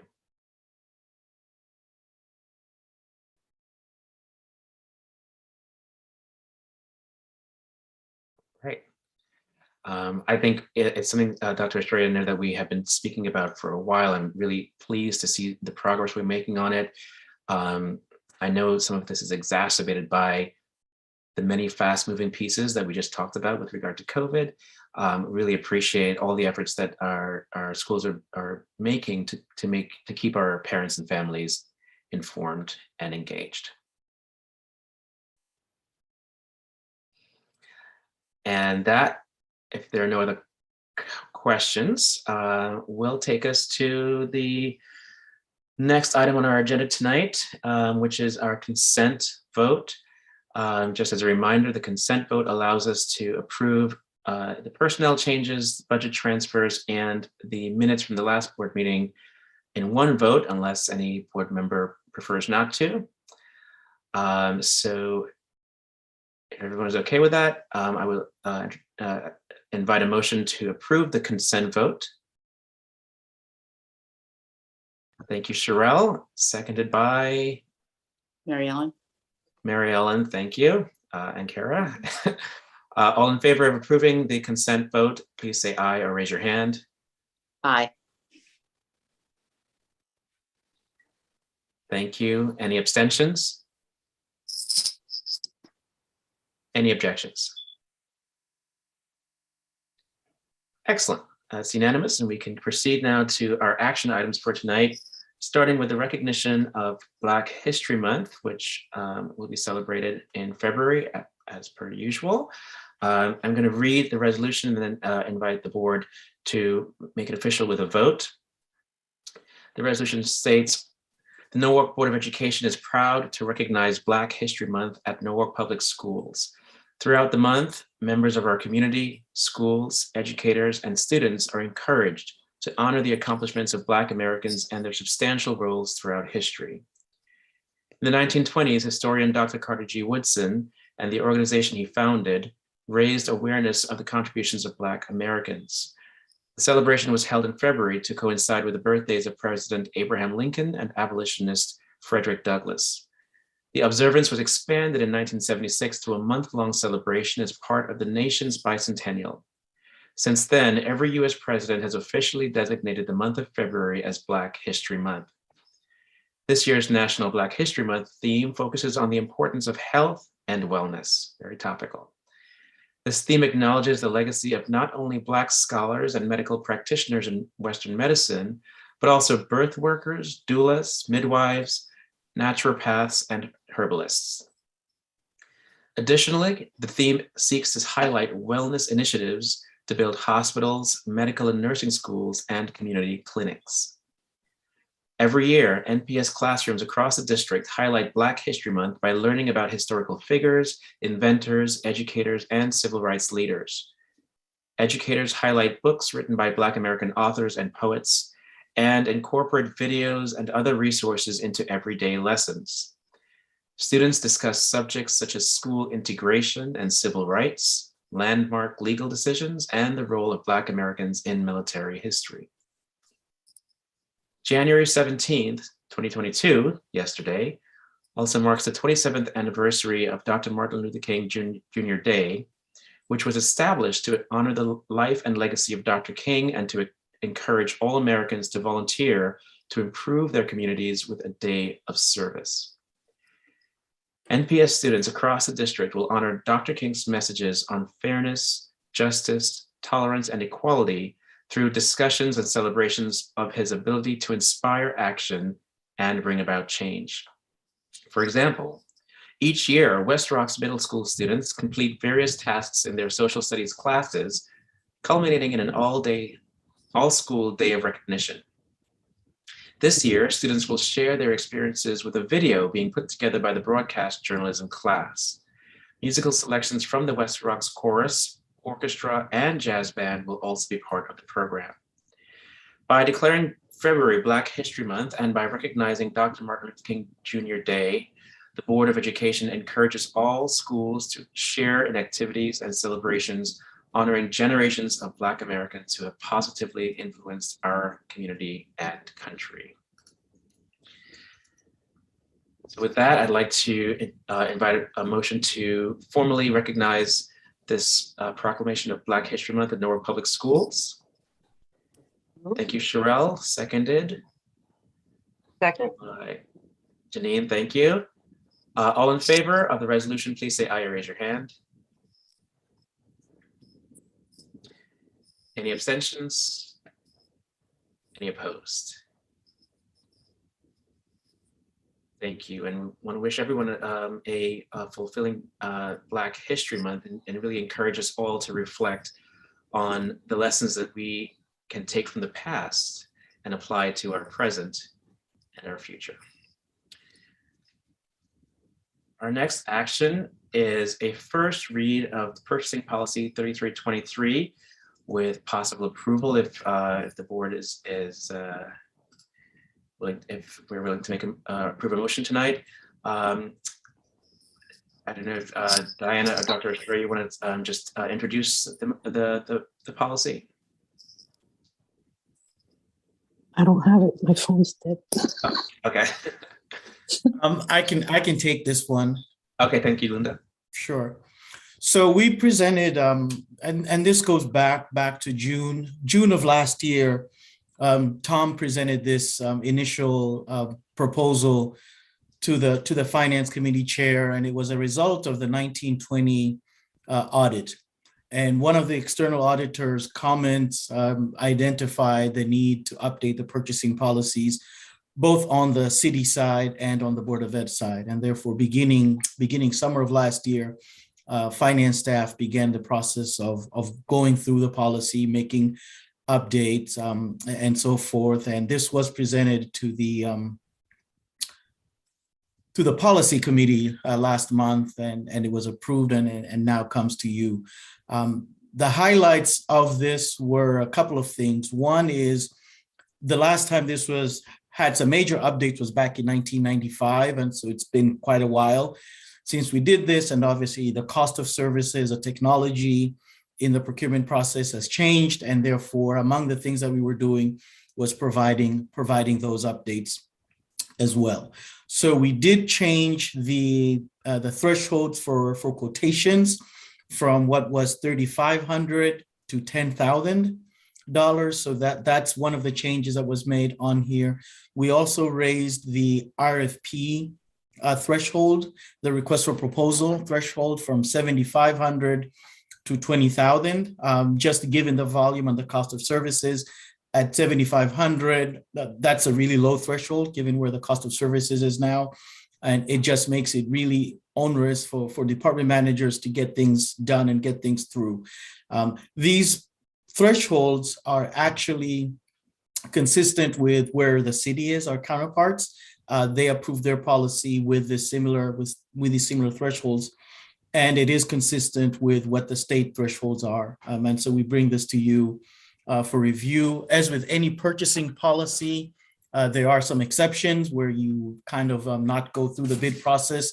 Some examples are professional services. So, things like architects or attorneys, you don't necessarily go with the lowest or the cheapest architect or the cheapest attorney.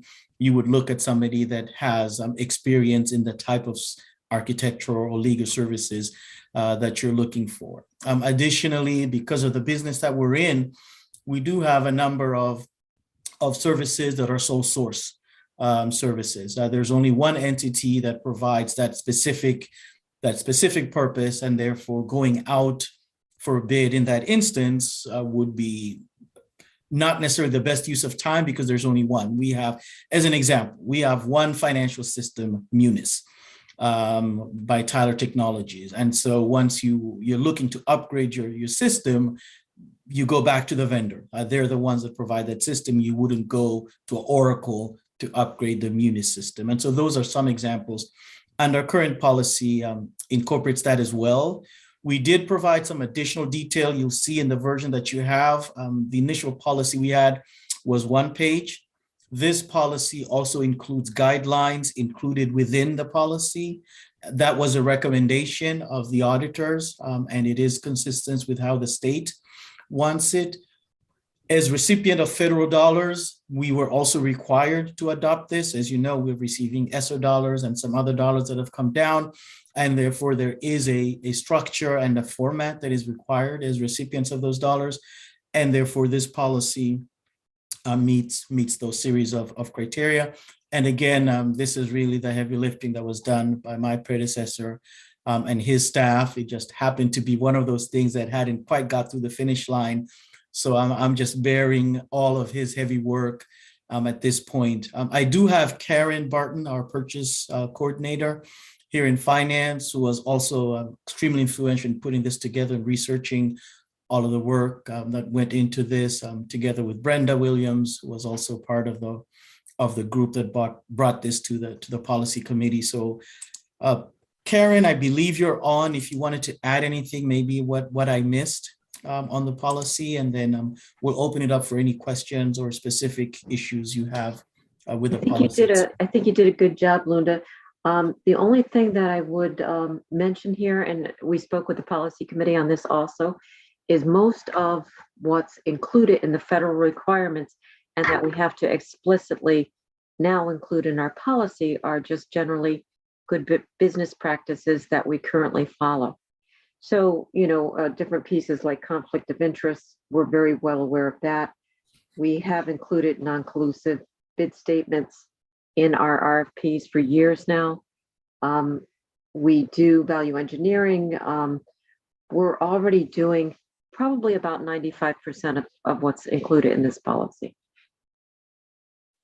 And I'm happy to answer any specific questions anybody might have.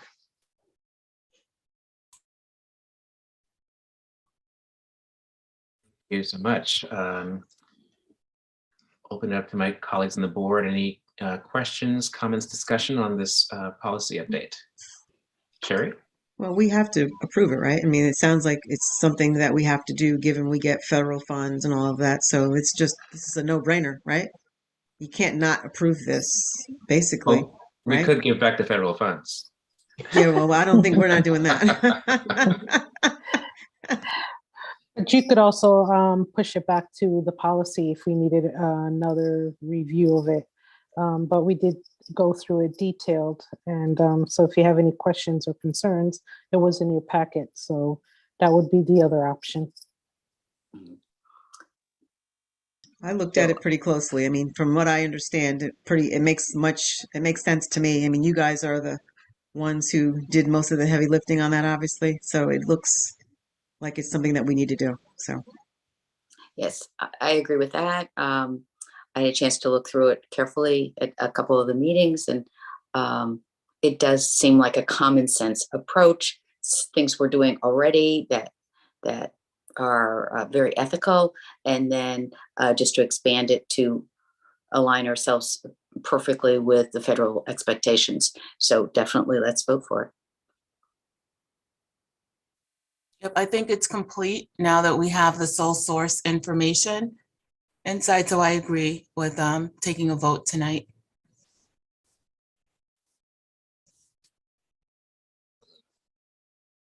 Any other questions?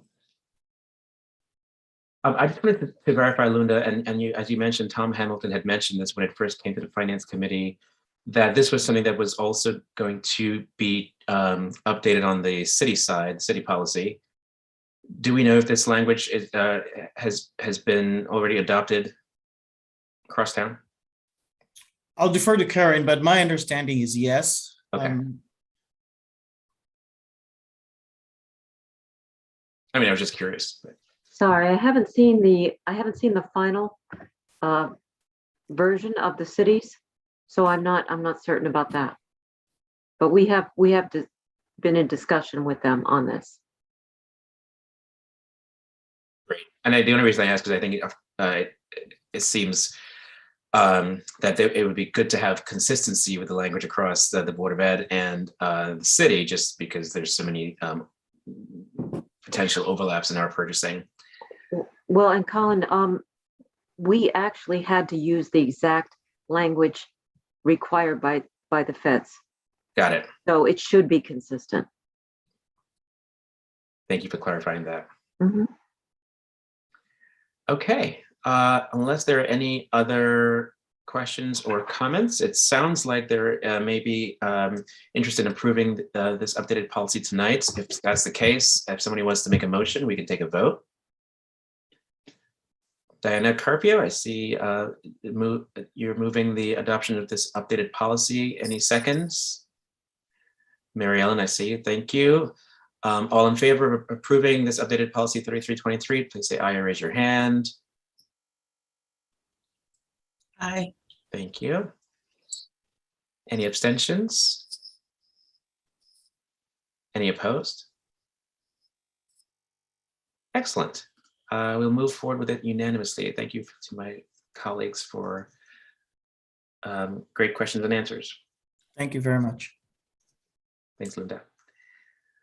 The next action item is the approval of the ed specs concerning the removal of asbestos floor tile at Roton Middle School. The ed specs are basically the description of the project. I think that helps us bid it out for an actual contract. And so this continues a program that we started a couple of years ago to gradually remove the asbestos floors throughout our schools. I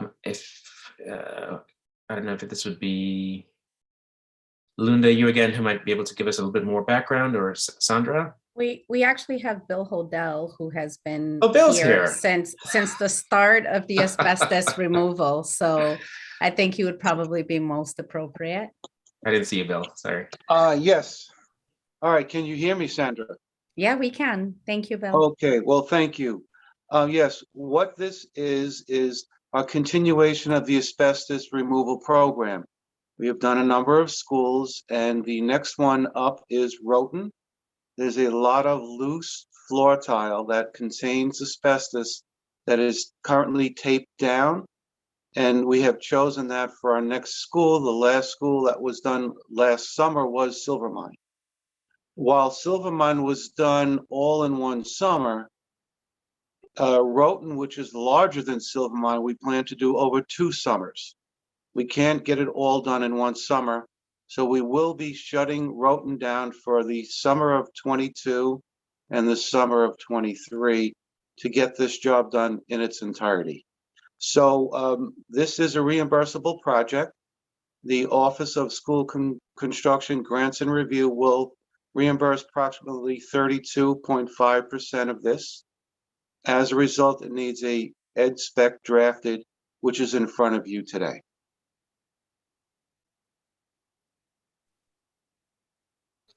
Thank you for shepherding us through this entire project, Bill. Are there any questions from the board about this project? How much is it typically to do that? What's the cost on that? I know. Well, currently in the budget, we have $670,000. Yeah. I expect to use all of it over 2 summers, and 1/3 of that would be reimbursed from the state. Okay. And that's just because it's the scope of it, because it's large what you have to do. So if it was like Silvermine, how much was Silvermine's? It was a little less, I would imagine, right? Just typically, it just depends on the school. Yes, Silvermine was about $475,000. Okay. Now, mind you, when we remove the current material that has asbestos containing material, we put back floor tile, which is vinyl composite tile, VCT. So the job involves removal and replacement.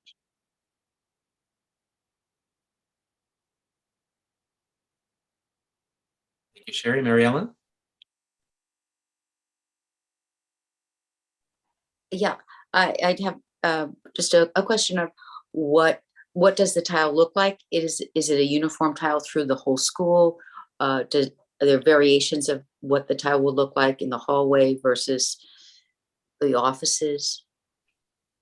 Well, the current tile, which was installed when the building was constructed in the late 50s, early 60s, it is very discolored, and had been repaired throughout the years. So there's a patchwork of different colors. The tile we would put back would be more uniform.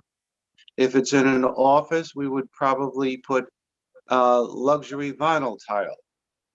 If it's in a classroom, we would put standard 12 by 12 VCT, vinyl composite tile, which doesn't have asbestos at all.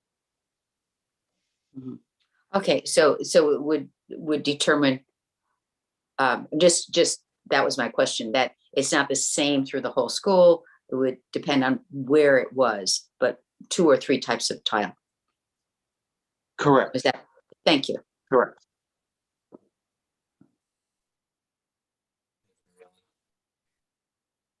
Other questions or discussion around this?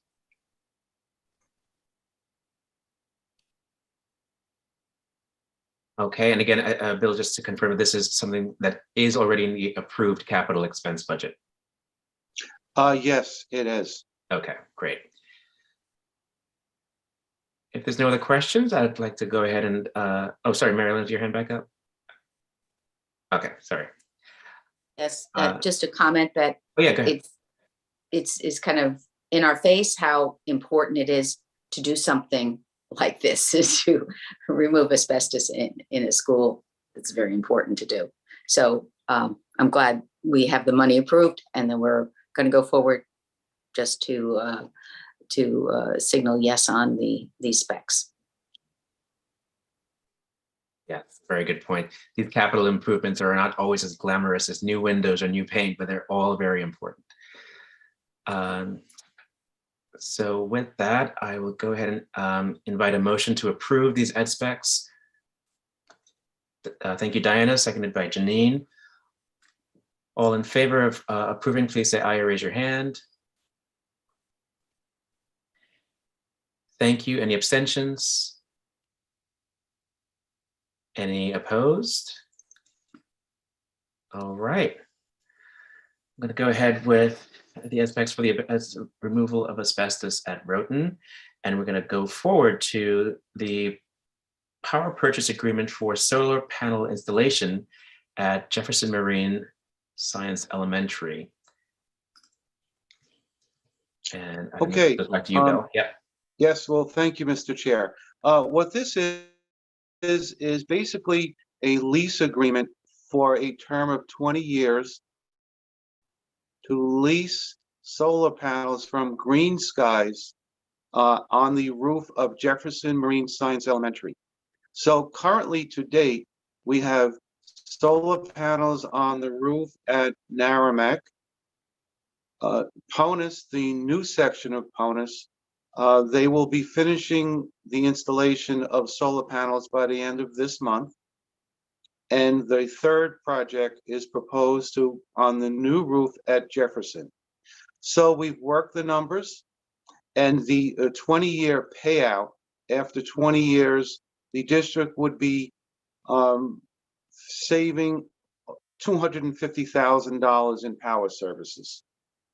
So we weighed that against carports, which for the first 5 years, we would be paying Green Skies, and at the end of 20 years, the net savings would only be $67,000. So at this point, we feel it's best to mirror the same installation we have done at Naramik and Ponus and move forward with a power purchase agreement with Green Skies for the installation of solar panels on the new Jefferson Marine Science Elementary School. This would be done by the end of this calendar year. Thank you, Bill. I see a couple of hands already up. I'll start with you, Sherry.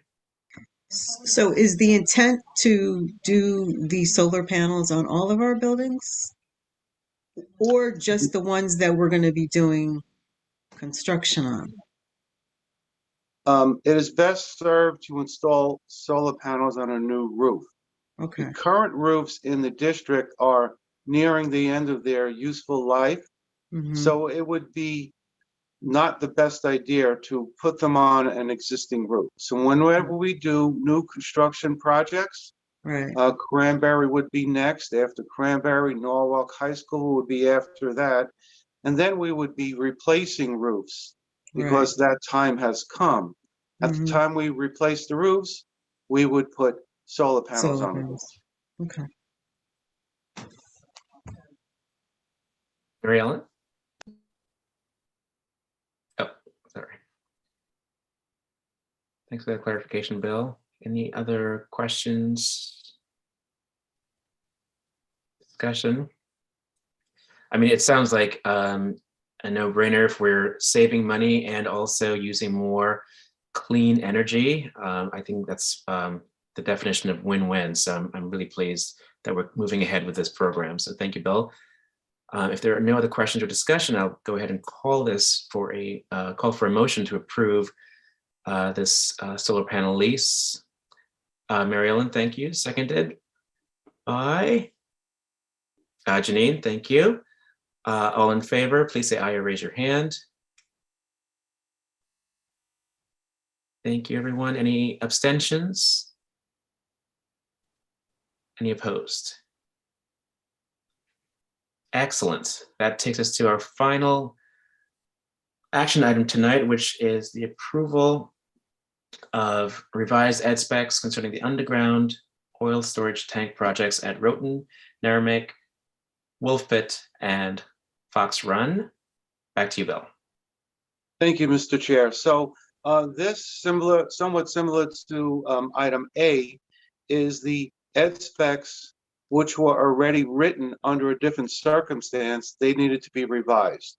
So what I need to explain further is the 4 schools that we are discussing here were already approved under the capital budget, and we already got approval from the Office of School Construction Grants and Review to remove the underground oil storage tank and in its place install an above ground oil storage tank.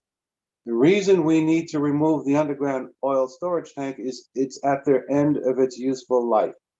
It's not that they are leaking. We have no indication that they are leaking, but in 30 years, you must replace them. What we've been doing behind the scenes is working with Eversource since we proposed this, and we had asked Eversource on numerous occasions, will there be gas available in these 4 schools? For a very long time, they told us no. Then they got back to us and told us, yes, they can actually provide gas to these schools. And what I mean by provide gas is they would install the infrastructure. They would install the piping in the streets and across the lawns and into the boiler room. And that would be free of charge. We would only pay for consumption from that point on.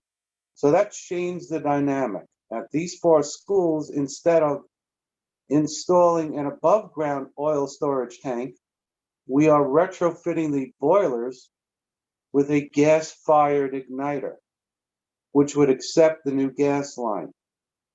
As a result, we met with the Office of School Construction Grants. They reviewed it. They were very pleased to hear it. And they had suggested that we revise the ed spec and get this board to approve it before we go back to them to get the 32.5% reimbursement. So I'm very proud of my team for their work to chase down Eversource for a 14-month period to get them to commit to a large dollar amount on their end, but it would be free of charge for us. And as a result of putting a gas igniter versus an above ground fuel storage tank, there's a big savings there. There are 2 schools not on this list that we are also doing, and that is Roton and Silvermine. To give you an idea of why we can't entertain that, instead of a gas igniter, we are installing an above ground oil storage tank because Eversource requires $650,000 to run a gas line to Roton that would be under the Metro North tracks. As a result, that was a no-brainer. We continued with the original plan to install an above-ground fuel storage tank, which will be done this summer. The second school is Silvermine Elementary. There too, Eversource cannot run a gas line up there for anything less than, I think that was $650,000 also. So as a result, we are going with above-ground oil storage tank in those schools, but these 4 schools, we are making the change since Eversource is going to run the line at their cost. So this is the revised ed spec requesting those changes. Thanks, Bill. Sure. So Bill, question, I guess Eversource, they must already have an existing line. Is that why they can do the schools that you mentioned and they can't do Silvermine and the other, and they would charge, they've got this $650,000 number, I think you said? Why are they able to Yes. do it for free for the other schools? Correct, because the gas line is in Already there. close proximity to Yeah. Fox Run, Right. to Wolf Pit, Naramik, and Roton. Roton's Okay. not very far from Roton. Right. And look at the difference in cost. We're no Right. charge at Roton, Right. $650,000 across Right. the railroad tracks down to Roton. Yeah. Yeah. I mean, it's a good deal. I mean, they're doing it for free. Gas is cleaner. And I don't think underground oil tanks have always been problematic anyway, even though there's no problems with them. But I always thought that they were something that usually, like when you have a home, or you're going to sell a home, they normally want those gone. They can be a problem. So I'm glad Yeah. we're getting rid of them. Yes. Sorry. And it's important to know that they're also going to be applicable for that 33% reimbursement, which is important. Any other questions or discussion on this? All right. Well, I will call it for a vote. Any motion to approve this oil tank removal? Thank you, Sherelle. Seconded by Mary Ellen. All in favor, please say aye or raise your hand. Thank you. Any abstentions? Any opposed? All right. Well, thanks, Eversource. And that brings us to the end of our action items for tonight. Thank you everyone for the important presentations and votes. The next section is our information and reports, starting with the monthly financial report. And that I will kick over to you, Linda. Thank you. Boy, am I glad Bill was here to talk about asbestos. When you called my name, I started to panic. I didn't see Bill here, sorry. All right, here we go.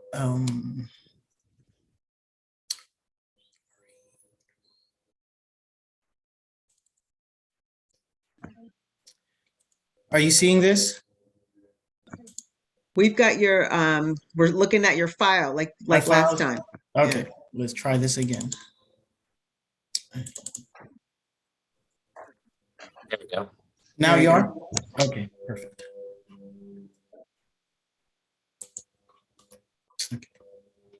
So I'm going to walk through these, it's the summary page and give some drivers. There is backup behind this page, and you have this in your packet where I have individual line items that roll up to each one of these. So I'll go through them one by one and highlight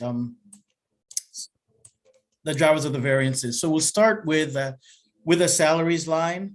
The salaries line year to date, just comparing, and let me walk through the report first of all. So the first column, we have what the original budget is. We have the adjusted budget. We have what the percent of each of these line as a percentage of the total, so it adds up to 100%. We talk about the variance between the original and the adjusted, and then what the percentage variance between that. We have what the current month, and this is December, what the current month totals are. But what I'm going to focus on is the year to date. So we talk about what the year to date for the 6 months in the fiscal year is this year compared to the same period last year. And then I will discuss the variances to kind of tell us what's driving the change. So beginning with the first one, the salaries, which obviously is a big driver of the budget. Year over year, 6 months in, our year-to-date salaries are actually 2.59% where they were this period last year. And this is in the general fund. And the reason being is we've had these discussions before. You recall that when the budget was funded at 0%, we moved a number of positions onto the grant funded side of it. And therefore, a lot of those positions are being accounted for on the grant side, not on the general fund side, because we had to reallocate those expenses. So that's the primary driver for that 2.59% decrease year over year. And that is line number 119 in the backup.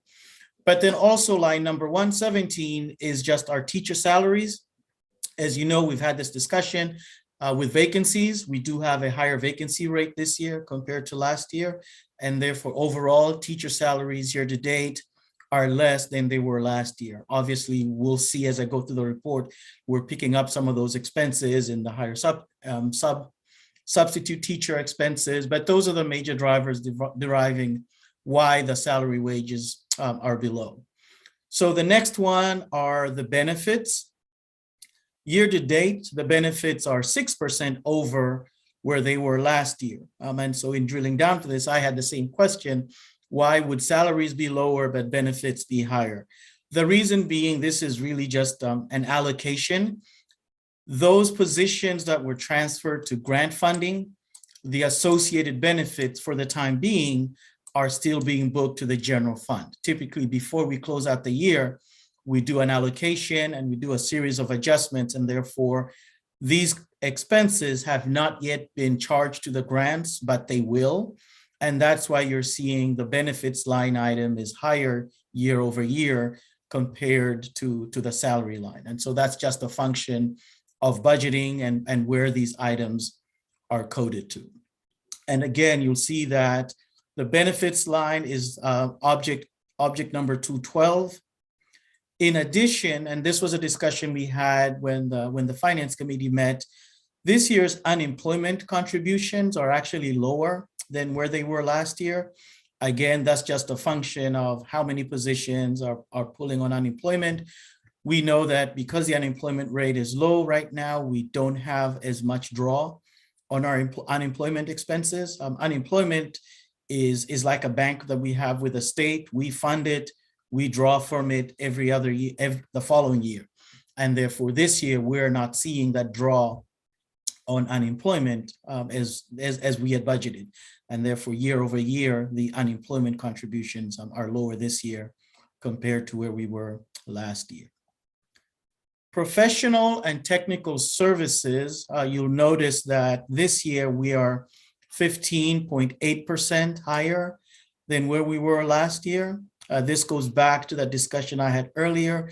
This year we did outsource for substitutes with ESS, and therefore what that reflects are the costs that we're paying to get substitute teachers in our schools. And again, that is a direct relationship with the lower salaries on teachers because of the high vacancy rates.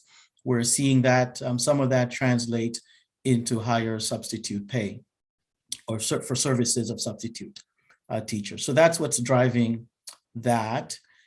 When it comes to property services, currently property services are about 30% higher year over year. The main driver there you'll see in line 400 is the custodial services outsourcing at West Rocks and Roton. And therefore we're seeing those expenses this year, whereas we did not see those expenses last year. So that's the driver of property services. Other services line, the 500 series, that is relatively flat to where we were last year. It's at just 0.5% year over year. The main driver there are obviously we're seeing higher out of district placement this year. That's line 562 and 563. So that's being captured there. However, you'll notice that in line 510, our student transport is showing almost zero. That is really a timing. Those invoices just haven't yet come in and haven't been paid. But at the end of the year, we should be fairly close to where we are now, where we were this period last year. But we will see higher increases in the out of placement district this year compared to last year, just as a function of the current population that we're serving. Supplies and materials is about 87% higher than where it was last year. Again, this is just timing of services. You recall that at the end of last year, we had a significant carryover for services, carryover for curriculum supplies that we rolled over into this year. Because of supply chain issues, we were not able to get items delivered in time, same time as we did last year. And when we did get them delivered, our auditors informed us that due to the timing of the delivery, these had to be charged to this fiscal year as opposed to last fiscal year, even though they were ordered last year, but due to supply chain issues, we did not receive these items in time. So they had to be booked this fiscal year. So if you look at this on a year over year basis, it'll show that we're not quite slightly, we're almost double the cost this year compared to where we were last year. But if you average it out over the 2-year period, we're about where we would be. And I think the only other item I wanted to highlight is this other expense here where you see we're at negative 100%. This is really, it's line 912, the very last one on your detailed summary. These are related to COVID expenses that were transferred out last year. And this year we have not had those expenses. But that's really the highlight of the year over year financials. We're trending where we would anticipate to trend. There are really no issues of concern right now. We've had the discussions. I think the driver this year is really going to be watching the turnover on our staffing side and how we react to those. But I'd be happy to answer any specific questions you have on the financials. I do have Kristen on the call as well, and she'll help me answer any specific questions that you have.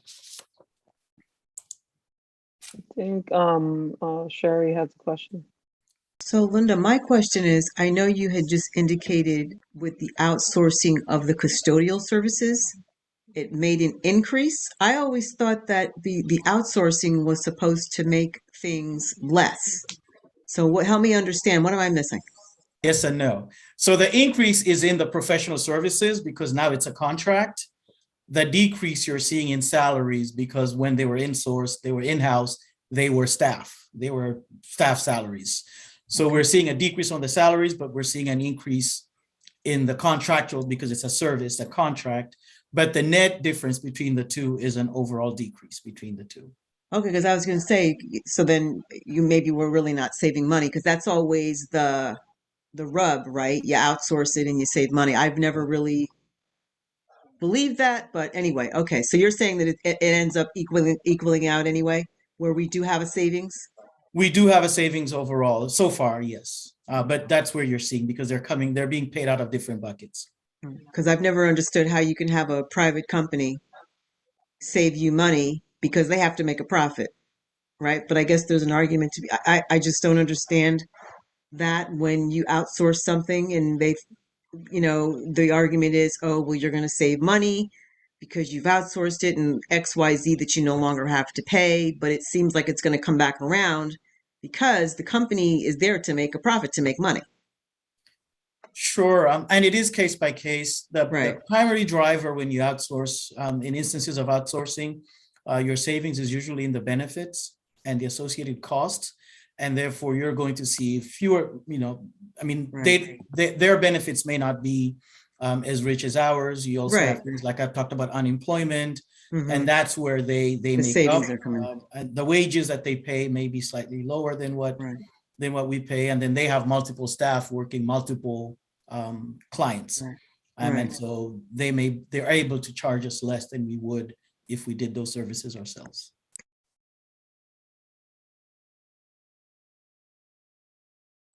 Thank you, Linda. Any other questions or discussion on the financial report? I have none. Yeah, I have. Mary Ellen. Yeah, go ahead. Somehow that hit me also about the property increase. I'm just trying to get a picture of this. Most of the custodial staff stayed and you outsourced some areas, or was there widespread outsourcing because we had more demand during COVID of cleaning things up? What happened here? Was it just business as usual, but some outsourcing, or all outsourcing? It's a combination, and I may let Kristen or Dr. Estrella chime in on this when the decision making and what services were outsourced last year. I can actually speak to it, Lunda, also. Thank you, in regards to the custodians. Yeah, of course. So we actually had a retirement incentive for our custodians, and we saw quite a few of our custodial staff retire. And in doing so, we were able to outsource one additional school, which was Nathan Hale Middle School. So the outsourcing process began quite some time ago, and it had been bargained for with the union, and everything has been laid out. So it's a process that only occurs when custodians or maintenance staff retire. It is not something that we would put employees out in order to outsource. So because we had enough retirements this year, we were actually able to outsource an additional school.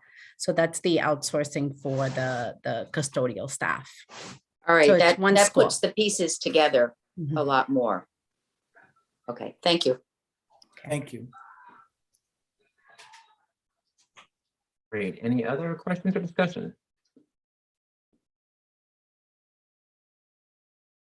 All right, Linda, thank you so much. I also want to acknowledge we on the Finance Committee got a sneak peek into some really cool visuals that Linda and his team are preparing to help us understand the overall budget pictures and numbers in a sort of easier snapshot going forward. So we look forward to seeing more of that.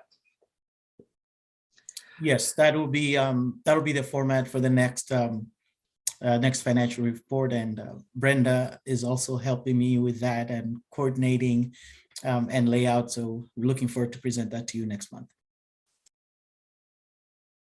Thank you.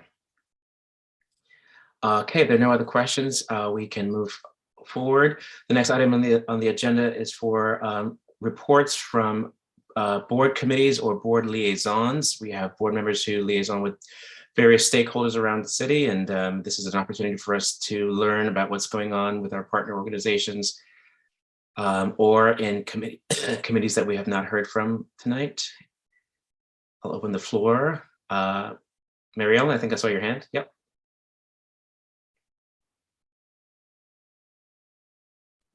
There, I'm on. I'm Colin, you appointed me as a liaison to the Cooperative Education Services, CES, and I went to my first meeting last week, last Thursday.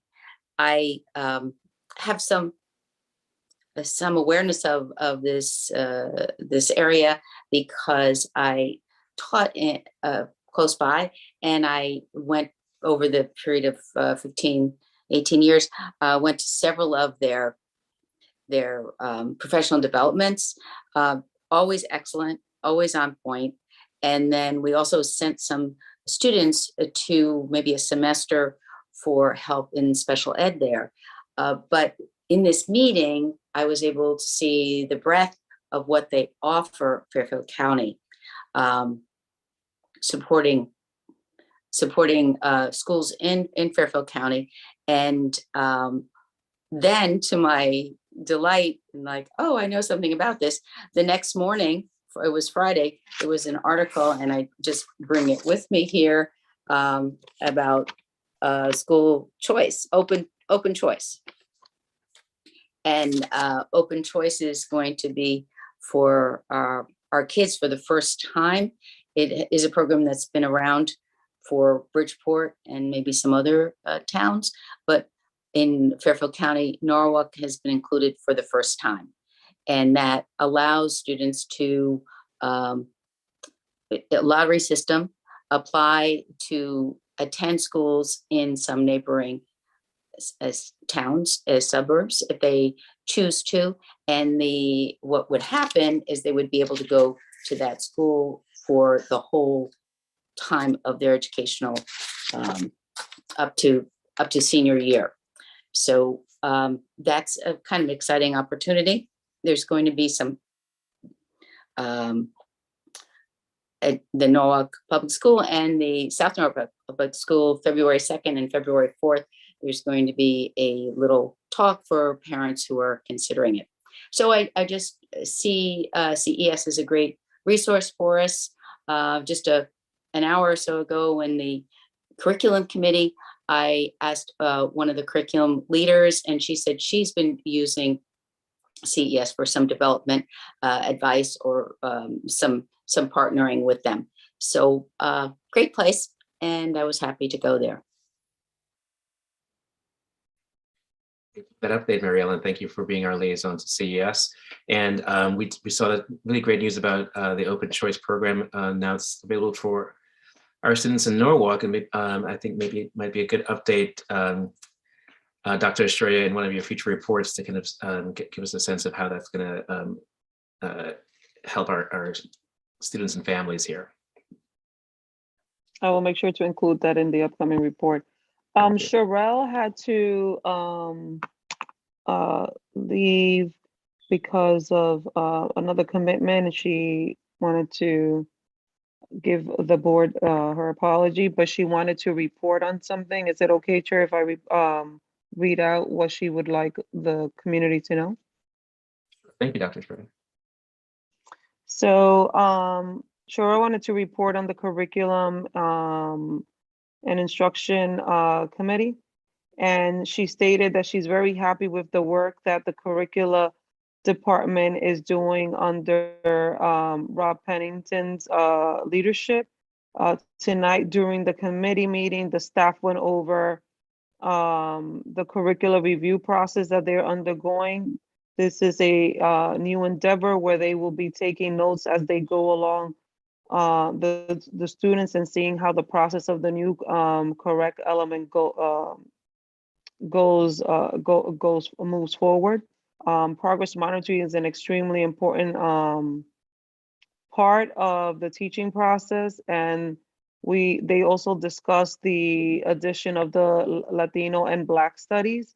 And Norwalk Public Schools now has a partnership with Blues and Beyond, which is a curriculum that teaches Black studies through blues music. And also she stated that it is a full curriculum that is interactive, and the Blues and Beyond musicians and staff will handle 3/4 of the 12-week program and will provide all materials for teachers to teach the other. I don't know, Rob, if there's anything else that I missed that you would like to add. No, I think you covered the meeting. Okay, perfect. And Cheryl just wanted to highlight that. Mhm. I could add something. I attended that meeting, and the enthusiasm from working on the curriculum was evident, and especially about the blues, that some folks had seen the product that students made after the 12 sessions. They make their own song. And it seems like it's so engaging and cross curriculum. You have history, music, it just very engaging concept. And so that was exciting just to even watch. Thank you for those updates. Any other committee representative reports? Janine? We had our special education curriculum meeting today. We had a brief meeting. We did speak about virtual support for our students when they are home with COVID and et cetera. We did speak to that the numbers seem like they are coming down. So that was a good highlight for that. Confirmed a partnership with Presence Learning. So they are doing a virtual support for speech, OT, occupational therapy, physical therapy, et cetera. Also trying to get a partnership with K12learning.com. And it's just a little bit because everybody's trying to do these things. We're still trying and working on that aspect. So haven't got all the way there on that. And that some teachers are taking the time and doing before school and after school instruction to help out as well with the virtual students.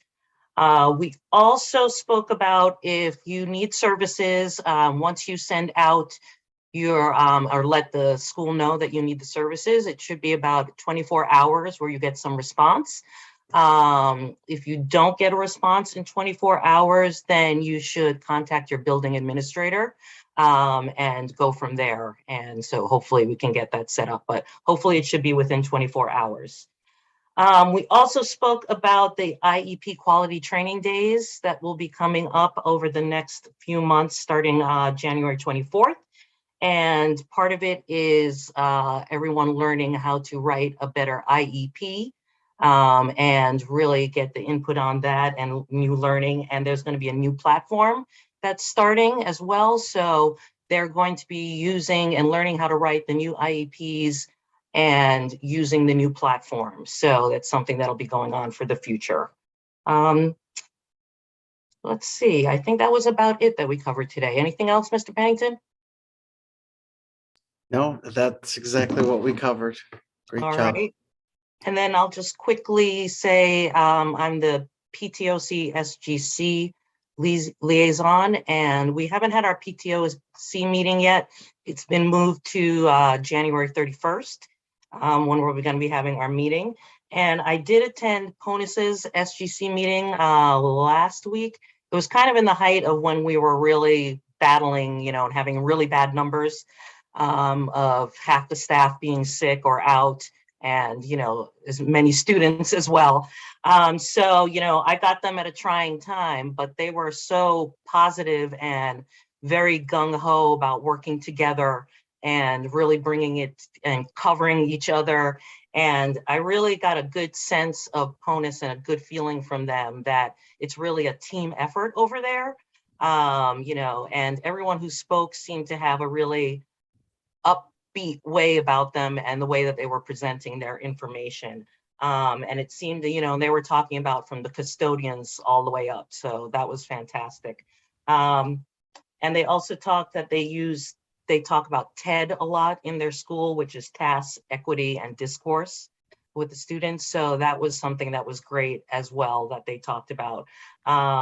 And they're also looking at doing virtual bingo that they apparently was very popular and that they did before, and they're trying to do that again. So again, it was just like a great feeling from that school. So hopefully, all my SGC meetings will be that upbeat. That's great news, Janine. Thank you for those updates. It's always good to know that we've got that spirit throughout the system. Diana. Hi, well, Janine, those virtual bingos were great. I was on some of those and they were so much fun. So if they come along, you got to tell us and we're all going to go on there. So that was fun. Will do. Sounded good to me.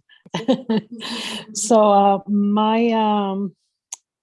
I wanted to talk about is that there are several members and we are very active with Norwalk Acts, and an upcoming event for them is a virtual legislative breakfast on Thursday, January 20th at 8:30 a.m. You can register at norwalkacts.org, and that's where you, for this event, is meet with Norwalk state legislators for a virtual breakfast to share and discuss your thoughts about the upcoming Connecticut legislative session. So that's the most recent one. And if you go onto their website, there's other events that you might be interested in.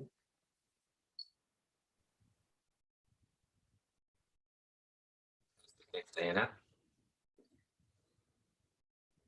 Any other committee representative reports? I will just add a heads up to my colleagues and to the public.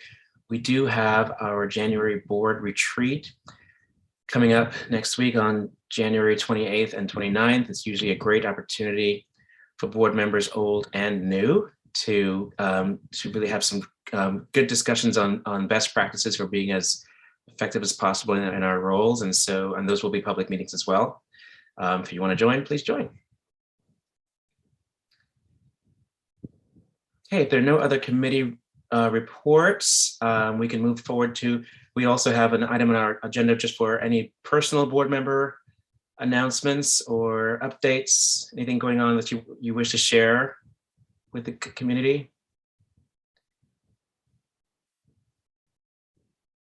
Feel free. Well, I had my oldest go to college today. She went over to WestCon, so she's gone again. So we had that moment in our house today. And my little one, not by herself, but chopped all her beautiful hair off.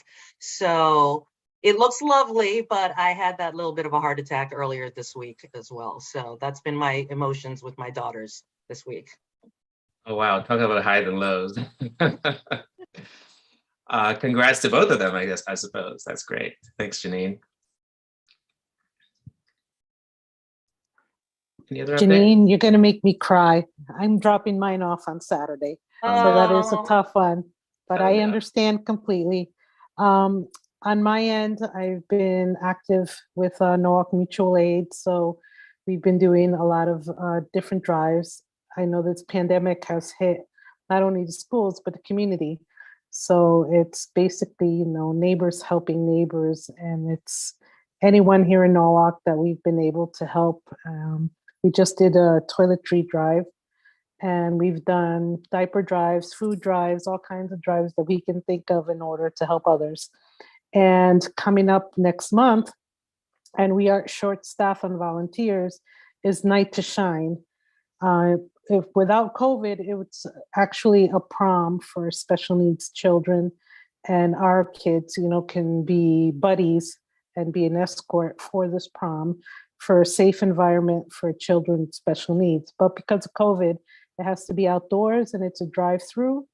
And it's basically, we're looking for a cheer squad for people to be out there and cheer the children as they drive by. And, we give them gifts and it's a great day, and to see them smiling and so happy, it's very humbling. So if anybody is interested, look up Light to Shine and register for that day. Thanks. Thank you, Diana, for that and for the incredible work you and others have been doing with Newark Mutual Aid. Any other announcements from board members?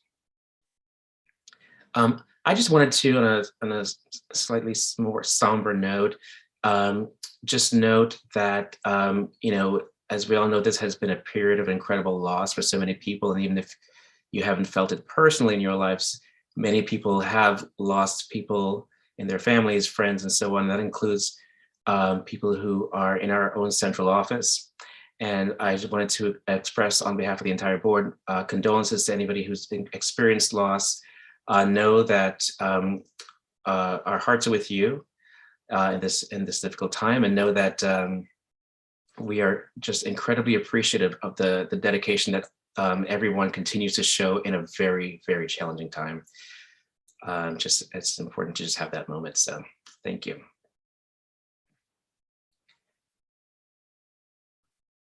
And perhaps on that note, I think that might be a good time. Let's double check the agenda. That is the last thing on our agenda, so that might be a good time. It's 10 o'clock to call our meeting to a close tonight. If anybody wants to move to adjourn. We all do, great. All in favor. Thank you so much, everyone, tonight. We are adjourned. Thank you for a great meeting. Have a safe and wonderful evening, and we'll see you back here again soon.